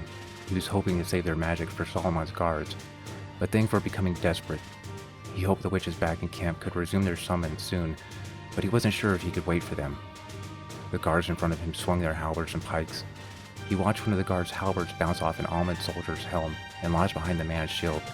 The guard pulled, trying to free it, as an almond longspear struck him in the eye. Wolf saw his moment. He pushed forward through the neophytes as he screamed, "To me! Push!" He grabbed the halberd shaft of the soldier and the shield wall recovered from the smack on the head. He pulled, yanking the man forward as he dodged the lethal spear tips. The neophytes yelled incoherent battle cries as they rushed the wall. A soldier of the second almond line grabbed his companion in the front, desperately, in an attempt to force the shield wall closed. Wolf struggled against him in a tug-of-war as neophytes died in front of him, trying to reach the tiny gap. A high-pitched whistle warbled by him, and he thought his ears burst. He clutched him in pain as the soldier in the back line flew backward, struck by the sonic pulse. The lander pulled Wolf to his feet as the guards and neophytes streamed into the shield wall's crack. After she helped him up, he watched their progress for a minute while he recovered, then led the witches to join them. Valerie watched as the front and second lines were blown apart. The third line, men in reserve, pushed in to fill the gap. They were swarmed by the Dravian civilians, who seemed to have no concern for their safety. They fell, pierced by spear and sword, as if they wished to see how many blows they could take. She, for a moment, panically looked toward Solomon to make sure he was still beside her. He hadn't moved, but she saw the motion in his posture, a tension like a cat about to pounce. The fourth line is the one they set in, with a line behind them. A fresh sixth line would be moving in soon. If she could manage to stop Solomon from doing anything reckless, they could win this without endangering him. She looked at him again. This time, the tension had left his body. Before she could question why, she saw the light gold armor of a royal guard headed towards the breach. She knew instantly it was Marcus, the oldest servant guard aside from her. She called out to him, "Marcus, you fool! Why are you breaking formation?" He ignored her. She moved to pursue him, but Solomon raised a hand to stop her. "He wanted another crack at the Dravian mage. Don't worry, I sent ours with him," Solomon said coldly, a tinge of jealousy perhaps coloring his voice. The lander stood facing a new wall, not unlike the last. A fresh line of soldiers poured at them. She was unsure what to do. The witches behind her seemed to be following her lead, and waited impatiently to see what she would do. Then he dashed past her. His bright red robe flashed as the scimitars in his hands whirled. Wolf headed towards an almond struggling with one of the guards. He broke his leg with a swift kick. With a precise cut between the soldier's gorget and helmet, he slit the man's throat as he danced past him. She raced after him, still unsure of what she should do. Then she saw it, what he ran towards, Solomon and his guard. She pointed at them and shouted as she looked back towards the witches who were following her. They seemed to get the hint, though she wasn't sure how. She spun back around, still running, and she spotted a white tuft of fur sticking out of the ground in front of her. She stopped instantly, coming to rest on her tippy toes. Marcus, his shield drawn in cover, peeked over the top of it as he approached the young mage, mace drawn. She had yet to see him as she ran at him. Her head turned towards more of those accursed witches, as she shouted something incomprehensible. She turned back around and ground to a halt. He at first thought it was because she had finally noticed him, but he followed her gaze to the sand.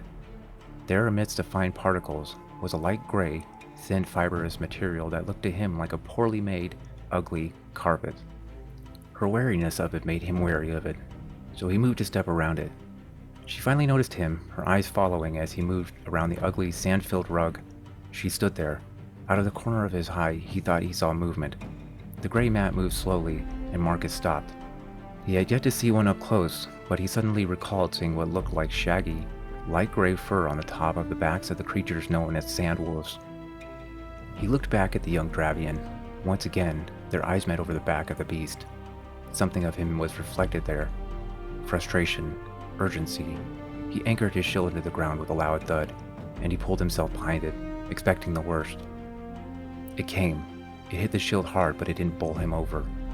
Instead, it flipped over the top of the large tower shield, landing on its shoulder. It sprang off its back legs with a snarl, its front paws opened wide for an embrace, its dagger-like claws outstretched. Pivoting, Marcus slammed into it with his shield. It bounced off with a dull thud. It came back instantly, unfazed, screeching a horrendous sound no animal should make. It swung out, batting the shield like a cat would a mouse. He dropped the shield again, sinking it into the sand. He put his weight behind it to weather the heavy hits. It gripped the shield in its terrible paws and pulled. It yanked him and the shield out of the sand. They went through an awkward few moments, as the sandwolf yanked him off the ground and forward. Then again, he struggled to keep hold of the shield, holding on with both hands now, his mace abandoned. It gave up on pulling the shield away from him, and now, instead, it shook it violently, thrashing left and right. Marcus prayed his grip would hold. Two large canine fangs landed in front of his face as it bit the top of the tower shield, pushing it down. The thing's nose set directly in front of his as he looked up into its eyes. It breathed a deep breath out through its mouth, and Marcus's nose was assaulted by the smell of rotten, fetid meat. Its eyes were malicious-filled orbs of bright yellow. A slit pupil ran down the middle. 4 dots surrounded it. He felt like each dot was a new pupil, an eye within an eye, each looking for a way to spill his blood. A deep, almost inaudible growl echoed from its dark gray throat, and Marcus felt his heart threaten to stop. He knew the thing had the tower shield now, so he unclipped it from his arm and rolled backward. He drew a large parrying dagger, the last weapon at his disposal, as he came to his feet.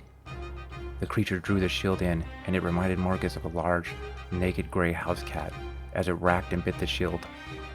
Its yellow eyes focused on him, and it tossed the shield like a ball. It bounced like one across the sand, too, coming to rest 20 or so feet beside the creature. It bounded back up onto its feet, its long, lipless mouth exposing a row of sharp, saw-like teeth that ran down its long maw that was tipped with 4 overly large canines and a fleshy black nose. His front legs crouched low, its narrow whip of a tail wriggled like a snake. He pulled the dagger in front of himself, knowing he had no shot if he ran. It pounced, its front legs once again outstretched as if to embrace him, its hind lifted as though it meant to tear the air. Its mouth opened wide, exposing its whole length, dripping with a thick, mucus saliva. Lalandra watched Solomon's guard fight for his life. She was torn. No one deserved the fate of being eaten alive or worse, stuffed into a sandwolf cache, to slowly die from its poisonous bite or dehydration while the wolf waits for you to ripen. She looked towards Wolf. He fought beside a pair of guards, who had dropped their long weapons in favor of scavenged Alma's short swords. She looked to the witches behind her. Some ran past her, towards the man in the red mystic's robes. She frantically called out for them to help Wolf. Solomon watched Marcus head towards the Dravians with the 4th line. The armored Dravians clashed with them in melee, unable to form a shield wall. Marcus slipped through them and towards the mages with surprising ease. Solomon wondered where the mage he sent with Marcus was, but he didn't see the strange, lengthy man. Then his attention was drawn to a red-veiled mage fighting with the Dravian soldiers. He watched the mage dispatch his men in a red flowing dance, and he couldn't help but wonder if some kind of magic was at work. He tried to look for Marcus again, but he had disappeared in the turning crowd of soldiers. Solomon wished him luck as he pushed forward, towards the mage. Valerie caught his arm after a step and said, "Is this a wise idea, my lord?" He tapped her arm reassuringly. Then he drew his sword, pointed it at the mage and said, "If I don't stop that one, many more will die." "My lord, with all due respect, isn't that war? Men dying for their king?" she replied, letting go of his arm. "True, but it's my job to protect them from threats like these," he said. Then with a smile and a wink, he said, "Besides, it will be fun." Valerie groaned. This is what she had feared. Solomon laughed, knowing all too well her thoughts. He lifted the drawn sword and commanded his royal guard forward. Phineas was a wizard. He had lived in Alma for most of his life, and had seen the crown pass to 3 different kings now. It suited him fine since he had largely been ignored for most of his time in the country. He had spent the vast majority of his life probing the dark secrets of magic in quiet solitude, and that was how he liked it. He thought himself immune to the wiles and wills of kings and nobility alike, but now found himself on a battlefield, on the order of a king himself. Marcus Valor, second in command of the Royal Guard, had expressed certain fears, and Phineas was the only one left of the Alman wizards who hadn't been exhausted after enchanting the guard's armor against magic. Therefore, he was the one unwillingly volunteered. Now he had received yet another order, to escort Marcus on his trip to combat the enemy mages. For the first time, it occurred to him that he might have to abandon Alma, his research, and everything he had built over the last 80 years, just to live. He had turned himself invisible shortly after Solomon had ordered him to protect Marcus, but only step in if you have to. There were some stipulations to the spell. It didn't mask his sounds, smells, or physical traces, like footprints in the sand. Touching another living creature or casting another spell would break it as well. He had started following Marcus at a 10-foot pace, careful not to run into any of the soldiers running around him. But now, the distance had grown considerably between them. Phineas growled to himself as he watched Marcus simply slide between the Dravian soldiers. It was like the group hadn't seen him at all, or didn't care about one more soldier heading to the front line, when the Alman King was right there, in front of them. He tried to figure out a way through the fighting Dravians, a way to follow Marcus. Again, he thought of abandoning the guard to whatever fate had in store, abandoning Alma. It would be like abandoning his life. but at least he would be alive. Wolf blocked a blow and struck back while he kept an eye on the Almond Royal Guard's slow, methodical advance. Another line of Almond soldiers rushed in front of them, meeting him and the guards in waves. His guards fell around him, unable to hold off the crushing tide. He found himself surrounded. Only 4 of the guards remained, forced to his side by a closing wall of swords. Ghosts floated around him, laughing, memories not his own swirled on the cusp of his mind as he pushed them away. His skin burned as he tried to rein himself under control. A rhythm like a heartbeat stuck in his ears as he felt the chains pushing him to free them, to free himself. A bright flash of light blinded him. He was unsure if it was real. A boom followed the flash, and the rhythm was knocked from his head. Flashes of bright colors, chaos, and a cacophony of magic were leveled upon the soldiers surrounding him. After the ringing in his ears was gone, a new noise greeted him, the singing and screaming of Dravian witches. They filed in around him, replacing the almond soldiers that had fallen. He didn't see Lilandra. He grabbed one of the witches in front of him. "Forget the plan. It's all gone to Hat-Tree. What's the biggest summon you could pull off?" he said. She looked at him and said with sadness in her voice, "After that, I don't think we could pull off anything impressive." "Could you summon something specific?" he said. "What are you thinking?" she replied. Lilandra stretched out her hand as she screamed. A powerful gust of wind caught the pouncing sandwolf under its chest as it leaped at the Royal Almond Guard. She had wanted to throw the creature. She had expected it to go flying at least a few feet. Instead, the gust stopped the creature's forward momentum, and it hovered there for a second before gently landing. It seemed confused, wondering why its claws and teeth were not buried in armored flesh. It looked at Lilandra, and its eyes narrowed. The Almond Guard followed its gaze. Lilandra gulped. It let out some kind of snarl as it charged at her. The almond tried to stab it as it ran past him. The large dagger skidded across the sandwolf's gray skin. It didn't even notice the impact. Its eyes focused in murderous rage. She scanned her mind for a spell. She had plenty of energy left, plenty of elements to draw off of. But she also knew sandwolves were incredibly hardy to those same elements. She didn't have time. She panicked and dropped to a knee as she conjured a shield of light. It bounced off of it with a hearty impact, skidding backward. She held her breath. The spell was a beginner's one. It didn't cost much energy, and was pretty efficient at absorbing blows, but she was unable to move while the spell was active. Her knee needed to be in contact with the ground. To make matters worse, the shield didn't cover her completely. Her back and shoulders were vulnerable. It stared at her through the shield. Its eyes peeled open, unblinking. Its wide, toothy mouth hung open as it flexed its claws. She briefly thought of changing the shield's color so she didn't have to see the pacing monster, and then the Almond Guard stabbed at it from behind. It whirled on him like a snake smacking at him with its deadly paw. He jumped back from the strike, slashing as he went. The dagger slid between the padding on its paw, and it hissed in pain as it struck in fury at where the man had been standing. Lilandra took that as her opening, and she released the shield. She jumped up and moved her feet in a rhythmic stepping motion towards the beast. As she swayed her hands, the ball of electricity that formed in her hands was probably the most perfect connection she had ever had with lightning. She let it flow through her, then out of her outstretched palm. It sparked between her and the creature, hitting the thing right behind its front leg, where she assumed its heart would be. It yelled in pain, trembled, then collapsed, a smoky black cloud streaming from the charcoal flesh. The almond soldier looked at her, his dagger aimed at her, and then suddenly he was pulled down. The sandwolf stood, dazed, the man's leg now in its mouth. Lilandra pulled on one last spell. If this didn't work, she wasn't sure what else she could do to hurt the creature. It bit down hard on the guard's leg, and the armor made a terrible rending sound as he screamed. It moved to run away as she slung the spell. The sonic vibration rippled through the air and hit the creature in its left hind leg with a satisfying crunch. It dropped the guard, and this time, it was the one that screamed. Its hind leg hung limp at the hip, dangling off it as it turned to face her, snapping and snarling. She acted to cast a spell again, but the wolf went strangely quiet. Its eyes focused on her hands intensely. She slung the spell out again, and the wolf opened its mouth wide, letting out a low, single bark. The rippling air dissipated into nothingness. She stared at the wolf wide-eyed, unable to come to terms with what had just happened. It growled a sound that reminded her of grinding metal. Then it charged at her sloppily on its 3 legs. She came to her senses a moment before its right paw made contact with her ribs. She tried to soften the blow with a gust of wind, but the unformed spell did little to cushion the blow.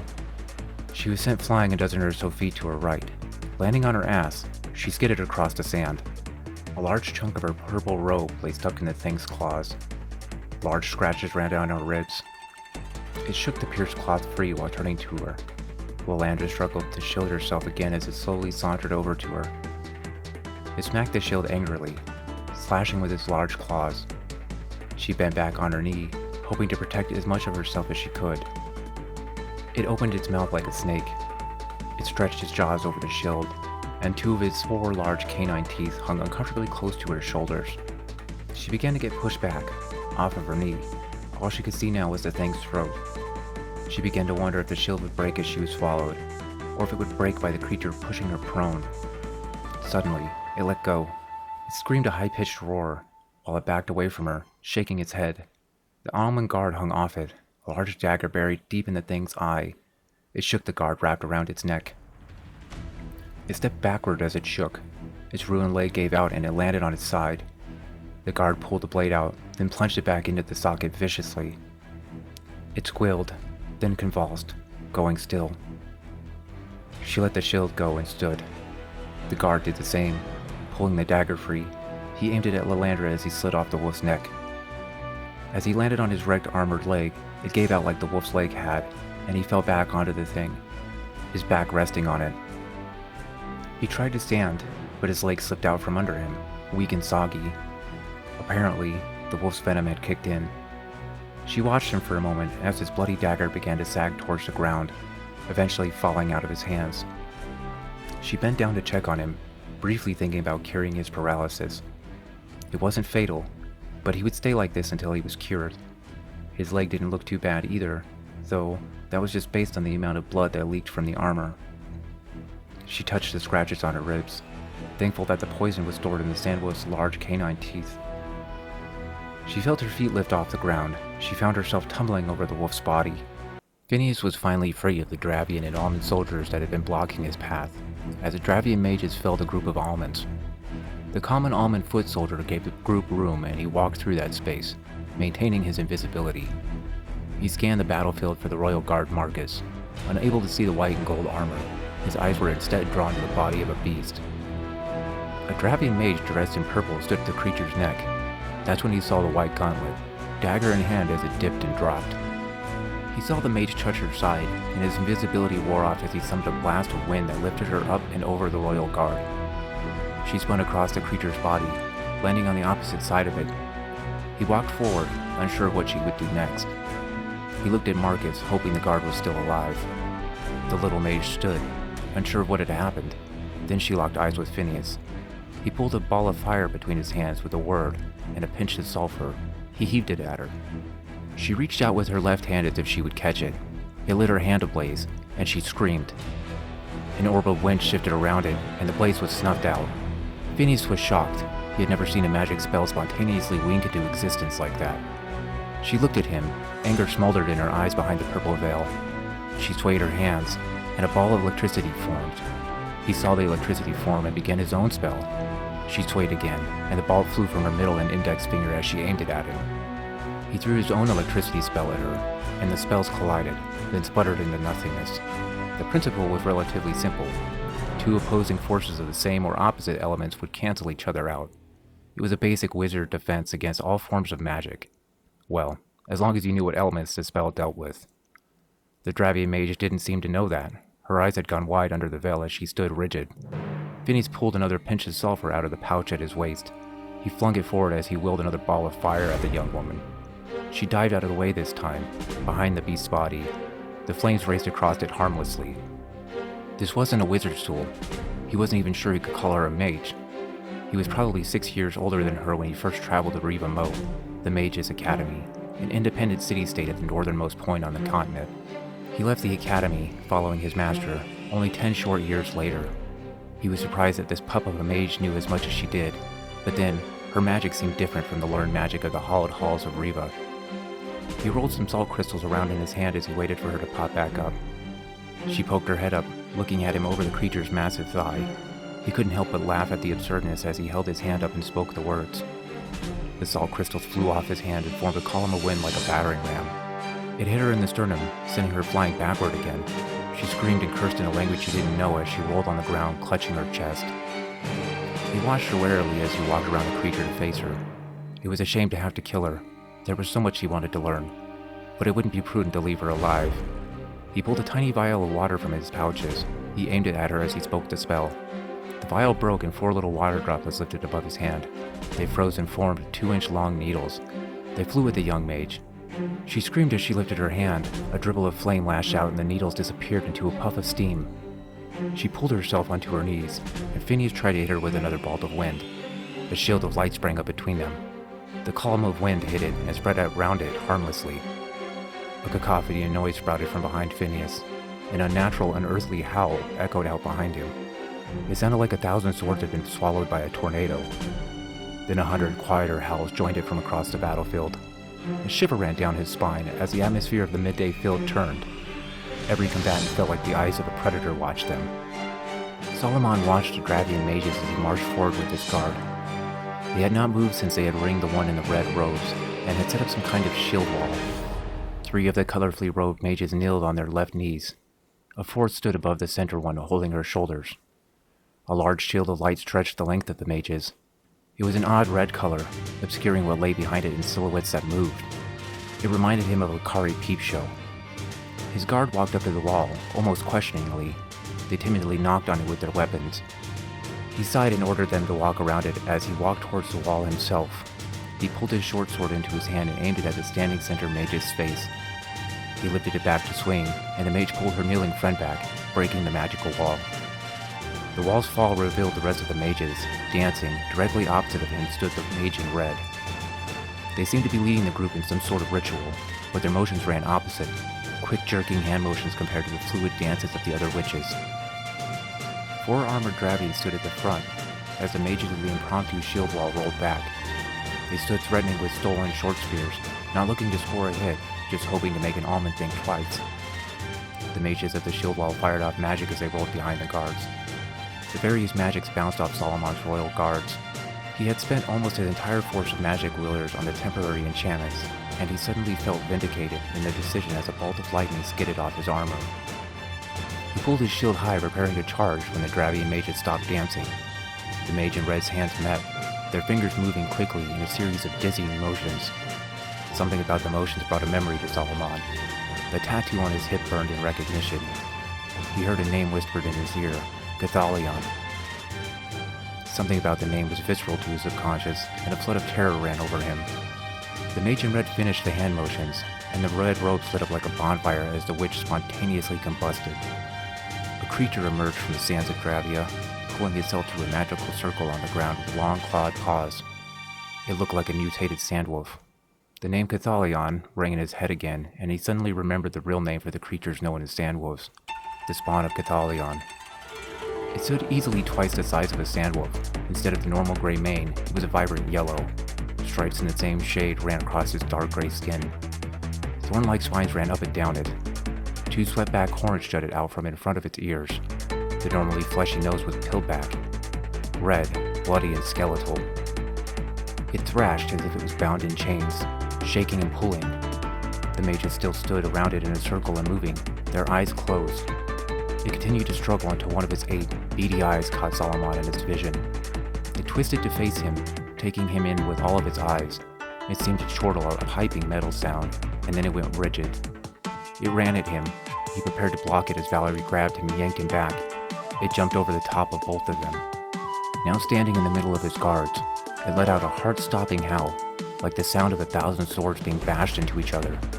Howls greeted it in an all-too-eager choir. Solomon looked back to the mages as they fell to the ground exhausted, except for one. He stood there at the center of the mages, badly burned, disfigured, and naked.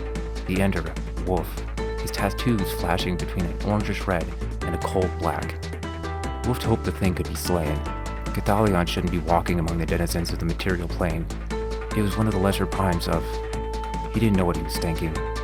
Words rushed through his head. He questioned which were actually his own. He watched the thing, Cathalion, tear into the royal guard. It seemed to be watching Solomon as it did so. It kept a healthy distance away from the ender as it ripped his guard apart. Solomon didn't watch the beast. His eyes were locked onto Wolf. Wolf said to no one in particular in a serious tone, "Get the tired witches out of here. Run for your lives." The guards that were left standing and the witches that shielded him rushed to obey his command. Or perhaps they rushed to save their own lives. Wolf wished them the best of luck, but he was unsure how they could make it.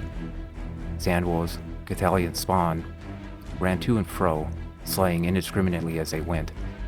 Cathalion's orders were clear: kill everything, eat later. The two enders eyed each other through the chaos. Wolf waited to see what Solomon would do. His lone personal guard pulled at him, trying to get the king to return to camp. Wolf finally let the voices take him, and he released the chains from his skin. They fell with a sickly thump. He wrapped a link coming from his wrist around both his hands. The middle of the chains looked a deeper red. Steam ran off them as he ran at Solomon, raising his right arm. Solomon pushed his guard to the side as he raised his shield.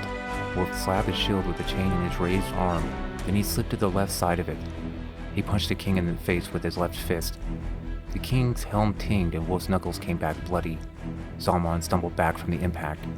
His guard stepped forward and smacked Wolf bodily with the large tower shield she wielded. He fell backward. The blow knocked him flat and the air out of him. He rolled to his feet sloppily, trying not to burn off one of his limbs. Solomon regained his composure and launched himself at Wolf. Wolf watched the guard pull her spear off her back as he slapped the chains at Solomon, trying to keep him at a distance. Something caught his attention: the blonde girl. As Solomon closed in on him, he barely dodged a short sword thrust, and he riposted by kicking Solomon's knee with all his force. A dreadful pop sounded, and Solomon grunted in dissatisfaction. Wolf had used that move in the fighting pits to shatter opponents' kneecaps, but the thick metal armor must have absorbed the mass of the impact. Or maybe it was the fact that he no longer had shoes on. Wolf used the opportunity to back away from Solomon, and his guard closed in, spearing at him. Wolf dodged into the spear and slashed out with his left arm. The chain sailed through the air, cutting the spear in half. It traveled through the guard's helm, blinding her. She didn't scream. She lashed out again with the broken spear. Wolf smacked it aside as he wrapped the length of the chain up his right arm. He had to jump to hit her in the chest, where her heart was, where it had been. He pulled his hand back and Solomon screamed. He hobbled at Wolf, swinging wildly. Wolf shook the chain on his right arm loose and lifted it to, once again, swing at the king and ender. The lander held the shield spell up as a column of wind hit it, and a second later, a horrendous howl rang out, followed by the sounds of hundreds of smaller howls. The two casters' eyes never left each other as a stampede of heavy footfalls landed around them. Sandwolves rushed past the duo as they contemplated their next moves. The lander's left hand stung furiously from the burn she had sustained earlier. One of the first spells a young witch was taught was how to summon a ball of fire, and it was a common game among them to toss that spell to one another. How she felt to catch this almond mage's shocked her and bruised her pride along with burning her hand. The way he had managed to snuff out her lightning spell, maybe almond mages were masters of the elements after all. She watched the black robes carefully as she clung onto the shield spell, her strength waning. The almond mage pulled something from a pouch on his hip, and a column of flame roared to life in the mage's palm. He aimed it at her, and screamed into the shield. The heat was intense, and the flames licked at her shoulders as they ran around the construct of light. She gritted her teeth to avoid screaming in pain. The spell faded, and she was once again face to face with the almond through the shield. He prepared the spell again. Panic ran through her, then a deathly calm as an idea came to her. She let the shield fade as she stood. She swayed her hip. Her feet moved in an elegant circle as she twisted her hands. The mage aimed the cone of fire again, and she screamed her defiance back at it. She couldn't summon ice like the almond mage could, but she could try another one of his tricks. A whirlpool of flames leapt from her hands, mingling with the mage's. The two spells circled each other, roiling and boiling on the sand until they merged into something wholly unfamiliar. A globe of fire akin to the sun spun in place, then it wobbled and slowly tottered towards the almond mage. He screamed and hurled a mote of wind at it. It wobbled again, then winked out of existence. He looked at her incredulously. She did her best to feign strength. She saw him pull something from his pouch again, and a large javelin of clay formed over his palm. He moved to throw it at her. She tried to imitate him again as she swayed, pulling a cluster of sand in front of her. She tried to form it like he had, but it resisted her. Instead, it spun faster and faster in a circle in front of her as she tried to shape it. The javelin flew at her. As its tip touched the circle of flying sand, it stopped dead. It trembled in place, and she willed the sand forward, hoping to fling it back at the mage. It once again resisted, this time against the mage's will. The javelin broke apart, joining into the circle of sand as the circle spun out of her control. It morphed and twisted, ripping the sand underneath it into itself. The more sand it swallowed, the faster it spun, until suddenly, with a whoosh, it exploded. Lolander covered her face as a rush of wind and sand shock-waved out from it. She was knocked from her feet, backward at first, then she was picked up and tossed forward. She landed hard on something, and all her strength left her. She blinked and tried to look around. When the clashing spells dissipated, they tossed motes of wind around the battlefield. The torrent sand and dust devils now flitted across him. She tried to stand, but whatever she had landed on slipped out from underneath her, and she fell. She looked back at what she had been on, and realized it was the sandwich she had helped slay earlier. The almond royal guard still sat at the front of it, and now she lay on the ground at his outstretched legs. She pulled herself over to him in a crawl, her strength quickly sapping away. She had used too much magic, and her consciousness was fading. Sand swirled around her as she tried to prop herself up. Her arms gave out, and she slumped face first into the sand next to the guard as her eyes closed. Phineas blinked through tear-stained, irritated eyes as a mild sandstorm flipped around him. He had no idea where the young mage had gone off to. He had no idea where he was now. The chaotic mixing of spells had sent him flying. What was that young mage thinking? Trying to brute force a counterspell like that. She's lucky if she's still alive. Shadows moved around him, silhouettes in the sandy walls. He was nearly out of prepared spells. He had maybe a few attack spells left, and a few that were for his survival. He supposed abandoning his research wasn't a terrible idea if it meant keeping his life. Besides, he might have found a new research topic to study here in the desert of Dravia. He readied himself to cast a spell he rarely used, but always had prepared, as he pulled a feather and a few salt crystals from a pouch. He said the words, and he zipped through the sandy fog into the sky. He didn't look back as he departed. The time allowance on the spell didn't let him, and he doubted he would have anyway. Solomon thrust a short sword at Wolf. Wolf jumped backward and snapped the chain at him. Solomon deftly parried it with the shield as he sliced in a downward arc with the sword. Wolf bounced it away with a link wrapped around his left arm. Solomon screamed in frustration.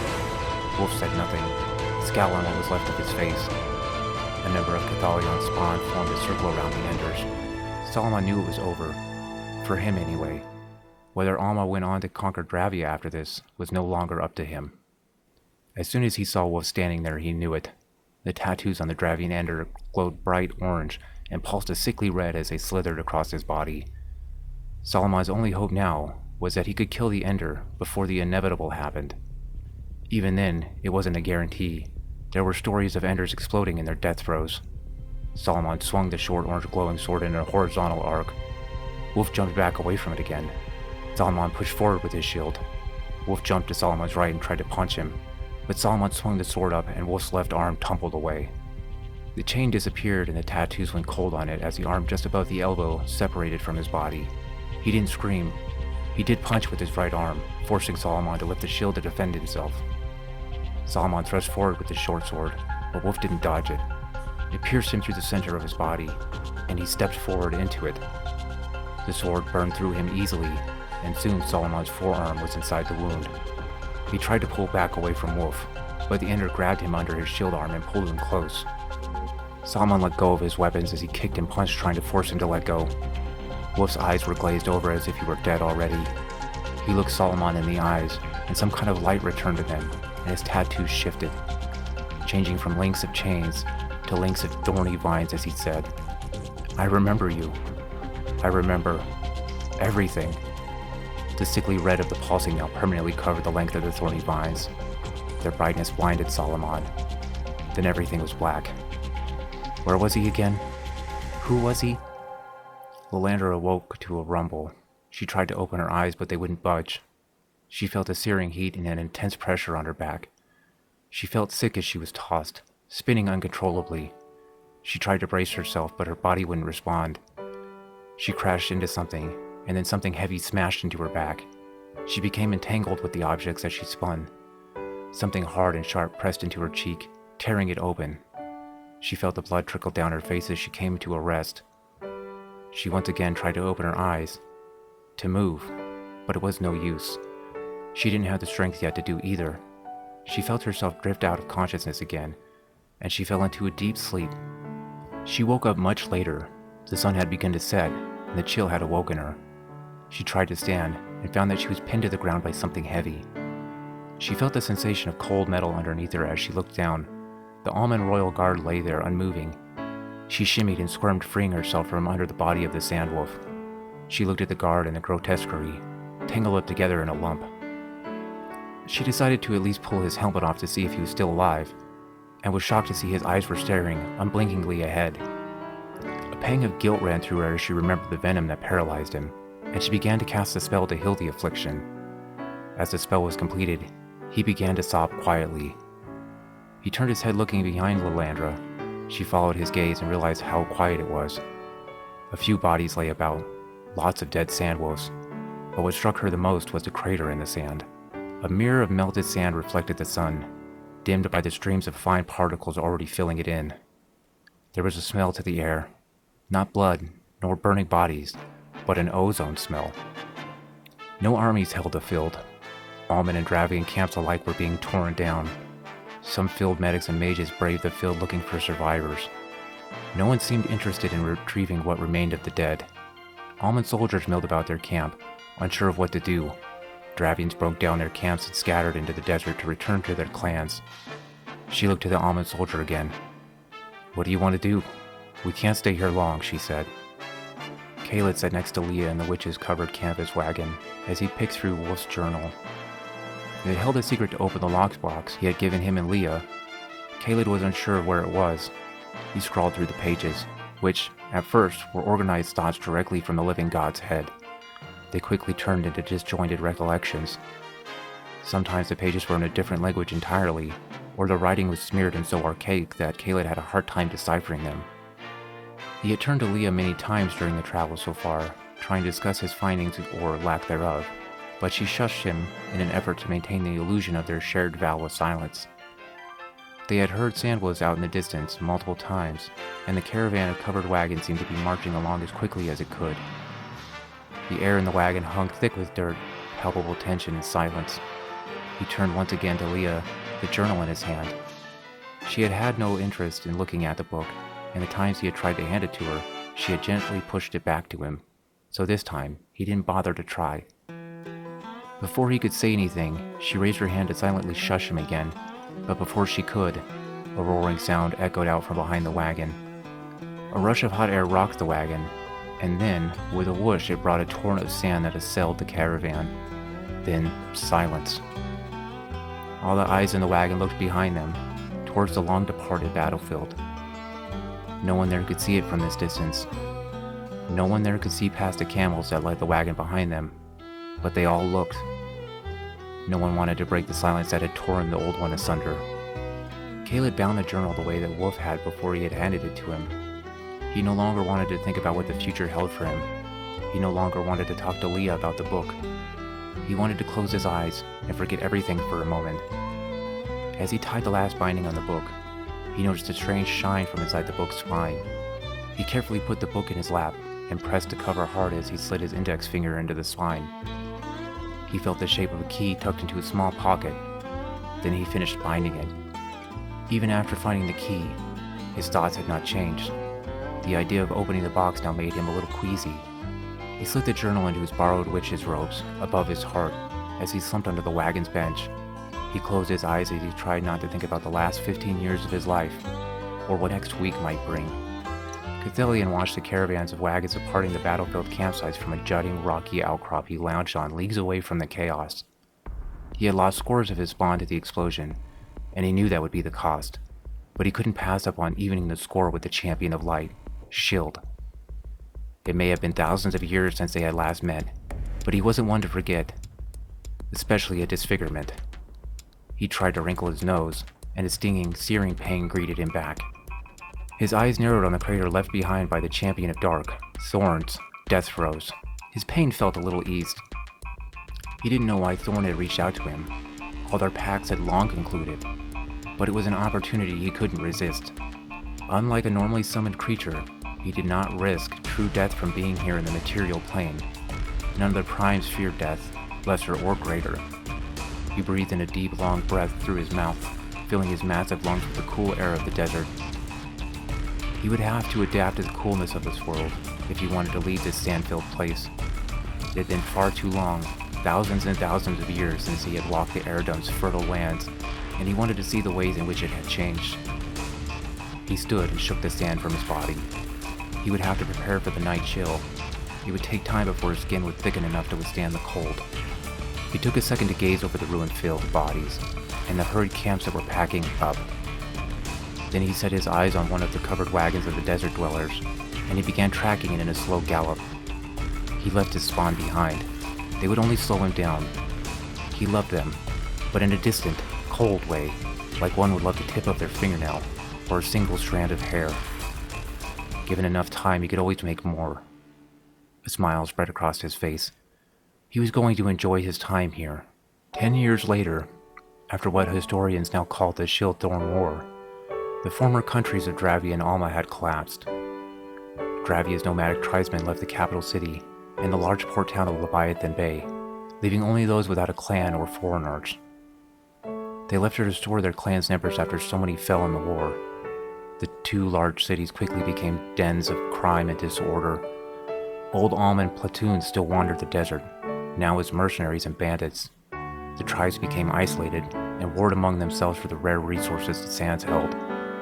Only the hidden oasis, the little town that started Dravia's rise to kingdom, remained untouched. It was still used as a neutral trade town between the tribes, hidden deep within the sands. The streets of the capital became a cesspool for a new brand of cultist, devoted to blood and strange monsters, while the caverns below it became home to a new breed of Dravian witch. The 12 tribes of Dravia slowly regained their strength as they shifted seasonally across the sands and valleys. Alma, after having expanded so far, so fast, once again was sundered into smaller kingdoms. No clear line of succession and the massive death toll of soldiers and generals led to infighting, which led to a civil war and multiple rebellions. The kingdom slowly crumbled under its weight as portions of it were annexed. The winner of this civil war tried desperately to keep what was left of the kingdom afloat, as portions of the military abandoned their posts. The landers strolled through the newly erected tents of Isla Aurora, set up in their springtime spot. The clan had fended off an Isla Ha raid the day before, and she was on something of a patrol, looking for anything amiss. Isla Aurora had always been a small clan, but the war left their numbers few indeed. But they had always been a clan of magic as well. She spotted her soon-to-be husband, working hard, as usual, putting the finishing touches on the couple's newly made tent. His short hair and light complexion made him stand out among the men of Isla Aurora.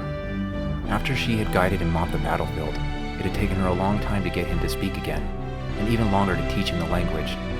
The two had become close in that time, but had only become lovers a couple of years ago. She thought to call out to Marcus, but decided it would be better to finish her round so she could meet him for an afternoon break before she had to train the youngling witches. Caled and Leah had proved to be invaluable members of the clan. Caled had a unique combat training compared to most Dravians, and he was more than willing to teach. Leah had some magic potential, but she really shined in organization and leadership roles. She had become something of a camp foreman. Lolander rounded a corner, and a flash of black caught her eye as it shrieked behind a tense fabric covering. Something about it seemed familiar, and she rushed after it. She sped around the corner, and almost crashed into a tall, lanky figure hidden in the shadows of the tent. The figure spun in surprise, and an old wrinkly face met Lolander's gaze. The two stared at each other for a second, then a goofy grin began to spread across the old man's face as Phineas said, "I finally found you." Wolf woke up with a startle. The pitch black of early morning still encompassed his room. He ran his right hand over his eye, making sure it was still there as he ran his left hand over his stomach. The sweat dripped off him as the sleep wore off. He couldn't believe how real that dream was. He had even forgotten his own name. He wasn't a wolf. His name was Soren Oliver, and he wasn't a fighter. Soren settled himself, hoping to return to sleep, eager to claim a few more hours before the morning's early rays brought a new day. A pain like he was being burnt suddenly touched his left shoulder, and he gritted his teeth.